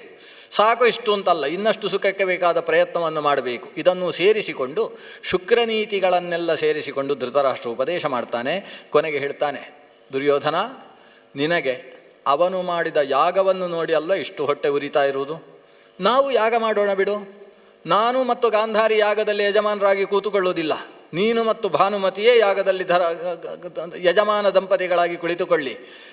ಅಲ್ಲಿ ಧರ್ಮರಾಜ ಯುಧಿಷ್ಠಿರ ಯಾವ ಕ್ರಮದಲ್ಲಿ ಯಾಗವನ್ನು ನಡೆಸಿದ್ದಾನೆ ಅದಕ್ಕಿಂತ 3 ಪಟ್ಟು ಹೆಚ್ಚು ವಿಜೃಂಭಣೆಯಿಂದ ನಾವು ಯಾಗವನ್ನು ನಡೆಸೋಣ. ಆತ ಯಾಗಶಾಲೆಯನ್ನು ಯಾವ ಕ್ರಮದಲ್ಲಿ ಯಾವ ವೃಕ್ಷ ಜಾತಿಗಳಿಂದ ನಿರ್ಮಾಣ ಮಾಡಿದ್ದಾನೆ ಅದಕ್ಕಿಂತ ಉತ್ಕೃಷ್ಟವಾದ ವೃಕ್ಷ ಜಾತಿಗಳಿಂದ ಅದಕ್ಕೆ ಬೇಕಾದ ಬಡಗಿಗಳನ್ನು ಕರೆಸಿ ಅದಕ್ಕಿಂತ ಶ್ರೇಷ್ಠವಾದ ರೀತಿಯಲ್ಲಿ ಯಾಗಶಾಲೆಯನ್ನು ನಿರ್ಮಾಣ ಮಾಡೋಣ. ಅಲ್ಲಿ ಅವನಿಗೆ ಉಡುಗೊರೆಗಳು ಬಂದಿದ್ದವಲ್ಲ, ಅದಕ್ಕಿಂತ 2 ಪಟ್ಟು ಉಡುಗೊರೆಗಳು ಬರುವ ಹಾಗೆ ನಾನು ವ್ಯವಸ್ಥೆ ಮಾಡ್ತೇನೆ. ಇಷ್ಟೆಲ್ಲ ಆಶ್ವಾಸನೆಯನ್ನು ಕೊಡ್ತಾನೆ. ಇಷ್ಟು ಕೊಟ್ಟರೆ ದುರ್ಯೋಧನ ಕೊನೆಗೆ ಹೇಳಿದ ಮಾತು, ಅಪ್ಪ ನೀವು ಓದಿದ್ದು ಏನೂ ಸಾಲದು ಅಂತ ಹೇಳ್ತಾನೆ. ಎಲ್ಲ ಮಕ್ಕಳು ಅಪ್ಪಂದರಿಗೆ ಉಪದೇಶ ಮಾಡುವುದು ಹೀಗೆ, ನೀವು ಓದಿದ್ದೆಲ್ಲ ನೀವು ಆ ಕಾಲದ್ದು ಓದಿದ್ದೀರಿ, ನಿಮಗೆ ಈ ಕಾಲದ್ದು ಏನೂ ಗೊತ್ತಿಲ್ಲ ಅಂತ. ಇದು ಮಕ್ಕಳು ಹೇಳುವ ಕ್ರಮ ಅಲ್ವಾ? ಈ ಮಾತನ್ನೇ ದುರ್ಯೋಧನ ಹೇಳ್ತಾನೆ. ನೀವು ಏನೂ ಓದಿದ್ದು ಸಾಲದು, ನೀವು ಪ್ರಜ್ಞಾಚಕ್ಷು ಅಂತ ನಿಮಗೆ ಹೆಸರಿದೆ. ಹೊರಗಿನ ಕಣ್ಣಿಲ್ಲ, ಒಳಗಿನ ಕಣ್ಣು ತುಂಬ ಚೆನ್ನಾಗಿದೆ ಅಂತ ನಿಮ್ಮನ್ನು ಪ್ರಜ್ಞಾಚಕ್ಷು ಅಂತ ಕರೀತಾರೆ. ಆದರೆ ನಿಮ್ಮನ್ನು ಸುಮ್ಮನೆ ಕರೆಯುವುದು ಮಾತ್ರ ನನಗೆ ಗೊತ್ತಾಯಿತು, ಅದು ನಿಮ್ಮ ಹೆಸರು ಅಂತ ನನಗೆ ಈಗ ಅರ್ಥ ಆಯಿತು. ಹೀಗೆ ಅಪ್ಪನನ್ನು ನಿಕೃಷ್ಟ ಮಾಡಿ ಮಾತಾಡ್ತಾನೆ ದುರ್ಯೋಧನ. ಹೇಳ್ತಾನೆ, ಒಬ್ಬ ರಾಜ ನನ್ನಲ್ಲಿ ಇದ್ದದ್ದು ಸಾಕು ಅಂತ ತಿಳ್ಕೊಂಡ್ರೆ ಆ ರಾಜ ಸತ್ತಿದ್ದಾನೆ ಅಂತ ಅರ್ಥ. ಸಂತುಷ್ಟಶ್ಚ ಮಹೀಪತಿ. ಒಬ್ಬ ರಾಜ ಸಾಕು, ಸಂತುಷ್ಟಿ, ಬೇಕಾದಷ್ಟು ದೇವರು ಕೊಟ್ಟದ್ದು ಸಾಕು ಅಂತ ಅಂದುಕೊಂಡಾತಾದರೆ ಅವ ಸತ್ತ ಅಂತ ಅರ್ಥ. ಅಸಂತುಷ್ಟೋ ದ್ವಿಜೋ ನಷ್ಟ ಸಂತುಷ್ಟಶ್ಚ ಮಹೀಪತಿ. ದ್ವಿಜ ಅಂದರೆ ದೇವರ ಆರಾಧನೆಯನ್ನು ಮಾಡಿಕೊಂಡು ತಪಸ್ಸು, ವ್ರತ, ಪೂಜೆ ಇದರಲ್ಲಿ ತನ್ನನ್ನು ತೊಡಗಿಸಿಕೊಂಡು ಲೋಕಕ್ಷೇಮವಾಗಿರಬೇಕು, ಸರ್ವೇ ಜನಾ ಸುಖಿನೋ ಭವಂತು ಅಂತ ನಿರಂತರ ಪ್ರಾರ್ಥಿಸುವವನಿಗೆ ದ್ವಿಜ ಅಂತ ಹೆಸರು. ದ್ವಿಜನಾದಂತಹ ವ್ಯಕ್ತಿ ತಾನು ಇನ್ನೊಬ್ಬರು ಕೊಟ್ಟದ್ದರಿಂದ ಬದುಕುವವ. ಆತ ಮಾಡುವ ಪೂಜಾ ಪುರಸ್ಕಾರ, ಲೋಕೋಪಕಾರಕವಾದಂತಹ ಯಜ್ಞ ಯಾಗಗಳು ಇದಕ್ಕೆಲ್ಲ ಯಜಮಾನರು ಅಥವಾ ಸಮಾಜ ಕೊಡತಕ್ಕಂತಹ ದಕ್ಷಿಣೆ ಅಥವಾ ಸಂಭಾವನೆಯನ್ನು ಸ್ವೀಕಾರ ಮಾಡಿಕೊಂಡು ಆತ ತನ್ನ ಜೀವನವನ್ನು ಮುನ್ನಡೆಸ್ತಾನೆ. ಅಂಥವನು ಅವರು ಕೊಟ್ಟ ಸಂಭಾವನೆ ಕಡಿಮೆ ಆಯ್ತಲ್ಲ, ಸ್ವಲ್ಪ ಜಾಸ್ತಿ ಕೊಡ್ಬೋದಿತ್ತಲ್ವ ಅಂತ ಯೋಚಿಸಿದರೆ ಅವನಿಗೆ ಅಸಂತುಷ್ಟ ದ್ವಿಜ ಅಂತ ಹೆಸರು. ತೃಪ್ತಿ ಇಲ್ಲದೆ ಇದ್ದಂತಹ ವಿಪ್ರ ಅಂತ. ಅಂಥವ ಸತ್ತ ಅಂತ ಅರ್ಥ. ಅಸಂತುಷ್ಟೋ ದ್ವಿಜೋ ನಷ್ಟ. ಅವನಿಗೆ ದೇವರು ಕೊಟ್ಟದ್ದು ಸಾಕು, ಪಾಲಿಗೆ ಬಂದದ್ದು ಪಂಚಾಮೃತ ಅನ್ನುವ ರೀತಿಯ ಜೀವನದ ಪದ್ಧತಿ ಅನ್ನುವುದು ಅವನಿಗೆ ಬೇಕು. ಅಸಂತುಷ್ಟನಾಗಬಾರದು. ಆದರೆ ಒಬ್ಬ ಮಹೀಪತಿ, ಒಬ್ಬ ರಾಜ, ಅವನು ಯಾವತ್ತೂ ಸಂತುಷ್ಟನಾಗಬಾರದು. ಈ ಸಂತುಷ್ಟ ಅನ್ನುವುದನ್ನು ಕನ್ನಡದ ಶಬ್ದದಲ್ಲಿ ಅರ್ಥ ಮಾಡಿಕೊಳ್ಬಾರ್ದು. ಕನ್ನಡದಲ್ಲಿ ಸಂತೋಷ ಅಂತೇಳಿದರೆ ಖುಷಿ ಅಂತ, ಸಂಸ್ಕೃತದಲ್ಲಿ ಸಂತೋಷ ಅಂದರೆ ಖುಷಿ ಅಲ್ಲ, ಸಂತೋಷ ಅಂತೇಳಿದರೆ ತೃಪ್ತಿ. ಸಂತುಷ್ಟ ಅಂದರೆ ತೃಪ್ತ, ಸಾಕಪ್ಪ ದೇವರು ಕೊಟ್ಟದ್ದು ಸಾಕು ಅನ್ನುವ ಮನಸ್ಥಿತಿಗೆ ಸಂತುಷ್ಟಿ ಅಂತ ಹೆಸರು. ಈ ಸಂತುಷ್ಟಿ ಅನ್ನೋದು ಯಾವತ್ತೂ ಮಹೀಪತಿಗೆ ಇರಬಾರ್ದು. ಅವನಿಗೆ ಅವರಲ್ಲಿ ಅಷ್ಟಿದೆಯಲ್ಲ, ನಮ್ಮಲ್ಲಿ ಇಷ್ಟೇ ಇರುವುದಲ್ವ ಅಂತ ಯಾವತ್ತೂ ಅನಿಸ್ತಾ ಇರಬೇಕು. ಇಂತಹ ರಾಜ ಮಾತ್ರ ಯಾವತ್ತೂ ಉತ್ಕರ್ಷವನ್ನು ಪಡಿತಾನೆ. ಅವನ ದೇಶ ಸುಸಮೃದ್ಧವಾಗ್ತದೆ. ಸುಸಮೃದ್ಧಿಯನ್ನು ಪಡೆಯುವುದಕ್ಕೆ ಬೇಕಾದದ್ದು ಅಸಂತುಷ್ಟಿ. ಅದನ್ನು ಬಿಟ್ಟು ನೀನು ಬಿಟ್ಟರೆ ನೀನು ರಾಜನಾಗುವುದಕ್ಕೆ ಲಾಯಕ್ಕು ಅಲ್ಲ ಅಂತ ತಂದೆಯನ್ನು ಸ್ವಲ್ಪ ಹೀಗಳಿತಾನೆ. ಕೊನೆಗೆ ಹೇಳ್ತಾನೆ, ಅಪ್ಪ ನೀವು ಆ ವಿದುರನ ಮಾತು, ಆತನ ಯೋಚನೆ ಇದನ್ನು ನಿಮ್ಮಲ್ಲಿ ರೂಢಿಸಿಕೊಂಡು ಇವತ್ತು ಯೋಚನೆ ಮಾಡ್ತಾ ಇದ್ದೀರಿ. ಆದರೆ ವಿದುರ ಹಿತಶತ್ರು, ನಮ್ಮ ಒಳಗಿದ್ದುಕೊಂಡು ಪಾಂಡವರ ಉತ್ಕರ್ಷವನ್ನು ಯಾವತ್ತೂ ಆಲೋಚಿಸುವವ. ನೀವು ಇನ್ನೂ ಕೂಡ ಅವನ ಆಲೋಚನೆಯನ್ನೇ ರೂಢಿಸಿಕೊಂಡ್ರಿ ಅಂತಾದರೆ ನಾನು ನಿಮ್ಮ ಮಗ ಅಲ್ಲ ಅಂತ ಅಂದುಕೊಳ್ಳಿ. ಜೀವನದಲ್ಲಿ ಇನ್ನು ಮುಂದೆ ನಿಮಗೆ ನಿಮ್ಮ ಮಗ ಕಣ್ಣಿಗೆ ಕಾಣಿಸುವುದಿಲ್ಲ ಅಂತ ಅಂದುಕೊಳ್ಳಿ ಅಂತ ಹೇಳಿ ನೆಲಕ್ಕೆ ಜೋರಾಗಿ ಹೆಜ್ಜೆ ಇಟ್ಟುಕೊಂಡು ಬಡ ಬಡ ಬಡ ಶಬ್ದ ಮಾಡಿಕೊಂಡು ಹೊರಟೋದ. ಅಂದರೆ ಈ ಅಪ್ಪನಿಗೆ ಮಗ ಎಷ್ಟು ದೂರ ಹೋಗಿದ್ದಾನೆ ಅಂತ ಗೊತ್ತಾಗಬೇಕು. ಅಷ್ಟೂ ದೂರಕ್ಕೂ ನೆಲಕ್ಕೆ ತಾನು ಒದ್ದುಕೊಂಡು ಹೋದ. ವಸ್ತುತಃ ವ್ಯಾಸರು ಇಂಥ ವಿಷಯವನ್ನು ಒತ್ತಿ ಹೇಳಬೇಕಾದ ಅವಶ್ಯಕತೆ ಏನಿದೆ? ಅವನು ನೆಲಕ್ಕೆ ಶಬ್ದ ಮಾಡಿಕೊಂಡು ಒದ್ದುಕೊಂಡು ಹೋದ. ಅದೆಲ್ಲ ದೌಷ್ಟ್ಯವನ್ನು ತೋರಿಸ್ತಕ್ಕಂತಹ ವರ್ತನೆಗಳು. ಮನುಷ್ಯ ನಡೆಯುವಾಗಲೂ ನಾನು ವಿಷ್ಣು ಪತ್ನಿಯ ಮೇಲೆ ಪಾದ ಇಡ್ತಾ ಇದ್ದೇನೆ ಅನ್ನುವ ಭಾವುಕತನ ಆತನಲ್ಲಿ ಬೇಕು. ತಾನು ಹಾಸಿಗೆಯಿಂದ ಇದ್ದು ನೆಲಕ್ಕೆ ಕಾಲಿಡಬೇಕಾದ್ರೆ ಸಮುದ್ರ ವಸನೇ ದೇವಿ ಅಂತ ಈ ಭೂಮಿಯನ್ನು ವಿಷ್ಣು ಪತ್ನಿ ಅಂತ ಚಿಂತನೆ ಮಾಡಿಕೊಂಡು ಪಾದವನ್ನು ಇಡ್ತಾನಲ್ಲ, ಆ ರೀತಿ ಬೇಕು ಅವನಿಗೆ ಮನಸ್ಥಿತಿ. ಇದು ಒಂದು ದೇವತಾ ಸ್ವರೂಪ. ಭೂ ತಾಯಿ, ಅದು ತಾಯಿ ಅನ್ನುವ ಮನಸ್ಥಿತಿ ಬೇಕು. ಅದನ್ನು ಯದ್ವಾದದ್ವಾ ಕಾಲಲ್ಲಿ ಒದ್ದುಕೊಂಡು ಶಬ್ದ ಮಾಡಿಕೊಂಡು ನಡೆಯುವಂಥದ್ದು ಶಾಸ್ತ್ರ ನಿಷಿದ್ಧವಾದದ್ದು, ಅದು ತಾಮಸ ವ್ಯಕ್ತಿತ್ವ. ಆ ರೀತಿಯಲ್ಲಿ ತಂದೆಯ ಮುಂದೆಯೇ ತಾನು ನೆಲಕ್ಕೆ ಒದ್ದುಕೊಂಡು ಮುಂದಕ್ಕೆ ಸಾಗಿಬಿಟ್ಟ. ಧೃತರಾಷ್ಟ್ರನಿಗೆ ಅವತ್ತಿನ ರಾತ್ರಿ ನಿದ್ದೆ ಬರಲಿಲ್ಲ. ರಾತ್ರಿ ಪೂರ್ತಿ ತಾನು ದುರ್ಯೋಧನನ ಬಗ್ಗೆ ಕನವರಿಸಿಕೊಂಡು ಮಲಗಿದ. ಗಾಂಧಾರಿಯ ಜೊತೆಗೆ ಅದೆಷ್ಟೋ ಆಲೋಚನೆಗಳನ್ನು ನಡೆಸಿದ. ಬೆಳಗ್ಗೆ ಎದ್ದವನೇ ಒಂದು 10-20 ಜನ ಬಡಗಿಗಳನ್ನು, 10-20 ಜನ ಬೇರೆ ಬೇರೆ ರೀತಿಯ ಭವನ ನಿರ್ಮಾಣ ಮಾಡುವವರನ್ನು ಕರೆಸಿ ಒಂದು ಸಭೆಯನ್ನು ನಡೆಸಿದ. ಅತ್ಯಂತ ಉತ್ತಮವಾದ ಸಭಾಮಂದಿರ ನಿರ್ಮಾಣ ಆಗಬೇಕು. ಅದರಲ್ಲಿ 1000 ಕಂಬಗಳಿರಬೇಕು, 100 ದ್ವಾರಗಳಿರಬೇಕು. ಎಲ್ಲೆಲ್ಲಿ ಯಾವ ಯಾವ ರೀತಿಯ ರತ್ನಗಳನ್ನು ಪೋಣಿಸಿದರೆ ಚೆನ್ನಾಗಿರುತ್ತದೋ ಅಲ್ಲಿ ಆ ರೀತಿಯ ರತ್ನವನ್ನು ಪೋಣಿಸಿರಬೇಕು. ಧರ್ಮರಾಜನ ಸಭಾಭವನಕ್ಕೆ ಕಡಿಮೆ ಅಲ್ಲ ಅನ್ನುವ ರೀತಿಯಲ್ಲಿ ಒಂದು ಭವನವನ್ನು ಎಷ್ಟು ಬೇಗ ಸಾಧ್ಯ ಅಷ್ಟು ಬೇಗ ನಿರ್ಮಾಣ ಮಾಡಿ ಅಂತ ಆದೇಶಿಸಿದ. ಅವತ್ತಿನ 4 ತಿಂಗಳಲ್ಲಿ ಒಂದು ವಿಶಿಷ್ಟವಾದಂತಹ ಸಭಾಭವನ ನಿರ್ಮಾಣವಾಯಿತು.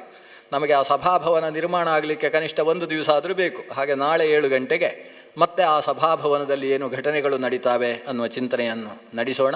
ಇವತ್ತಿನ ಈ ಕಥಾನುಸಂಧಾನವನ್ನು ಭಗವಂತನಿಗೆ ಅರ್ಪಣೆ ಮಾಡುತ್ತಾ ಈ 4 ಮಾತುಗಳನ್ನು ಭಗವಂತನಲ್ಲಿ ಅರ್ಪಿಸ್ತೇನೆ. ಶ್ರೀಕೃಷ್ಣಾರ್ಪಣಮಸ್ತು.